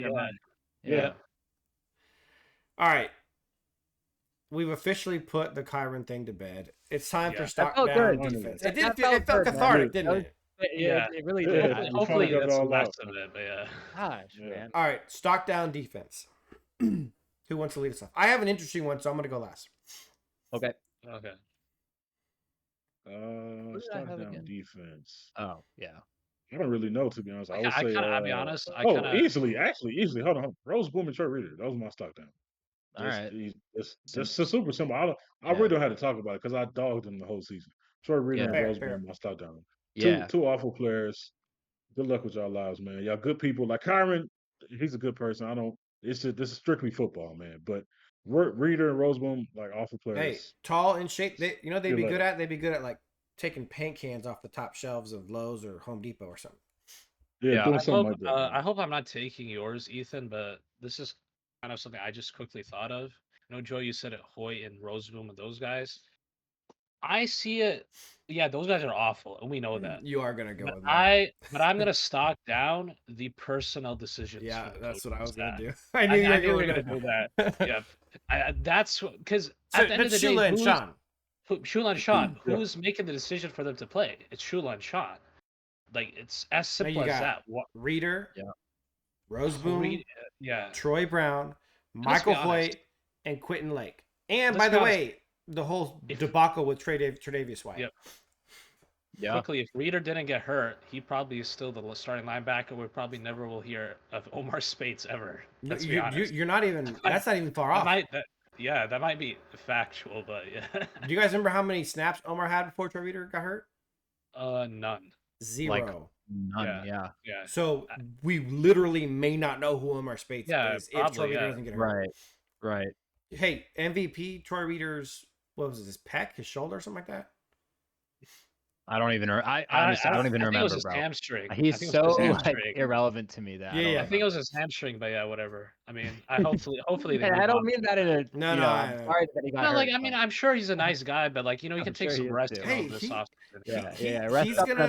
He's gonna bring a lot of happiness and joy to every person that walks in and out of the doors of Walmart.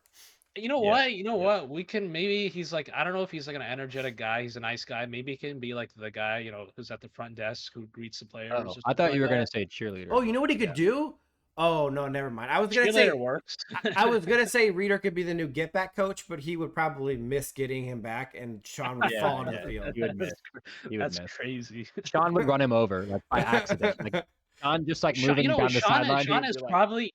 You know what? Sean is probably a better athlete than Troy Reader. Let's be honest. Like Sean's actually not a bad athlete. Yeah.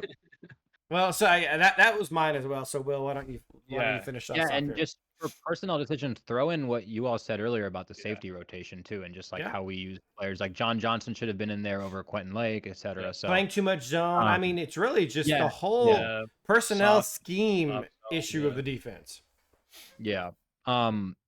I'll leave Christian Roseboom because Joe said it. I mean, that's obvious. One that, of course, I agree with that. And then, in the same way that when I say I'm stocking up someone, it doesn't mean I think they're great. It just means their impression on me grew. The same thing is this. It's the same with my stock down. I don't think this player is bad, but I'm gonna stock down Darius Williams. I expected more from him. I had higher hopes for him, and I think ultimately he just disappointed me kind of pretty much the most of the year. So I'm going to say D Will. Yeah, I get that. That's true. I thought he was going to be more above average. He was sort of stuck at like average. Yeah. He didn't really rise to any occasions very much during the season either. Yep. Mm-hmm. I think he had 2 interceptions or only 1 interception. I think the only like significant play he made was the one against the Niners. But that was more it was a nice catch, but Purdy just made an awful decision. Yeah. It was the pass rush by Kobe Turner. That's true. It was he forced a horrible throw. Yeah. Yeah, he allowed a passer rating of over 100, which is not where you want to be. Yeah, it's not good. Yeah, not at all. Okay, well that is it, guys. That is it for this episode. Hope you guys enjoyed our season recap. We knew this would be a bit longer because we were covering a whole season, but we're really excited about getting started next week with the off-season stuff. We're gonna have some fun next week identifying needs. Absolutely. Talking about our strengths and weaknesses. I love the off season, man. We're gonna be doing a full off season mock on this channel. So make sure you're following and staying tuned to that, and then we'll kind of compare notes to how our off season mock went to how the real one went, and then we'll be able to look back in time and see how it played out over the course of time. That'd be fun. We appreciate you guys watching. Please leave a comment, subscribe to the channel, leave a like, and we'll see you guys next episode. Take care. See you, boys. Peace. Later.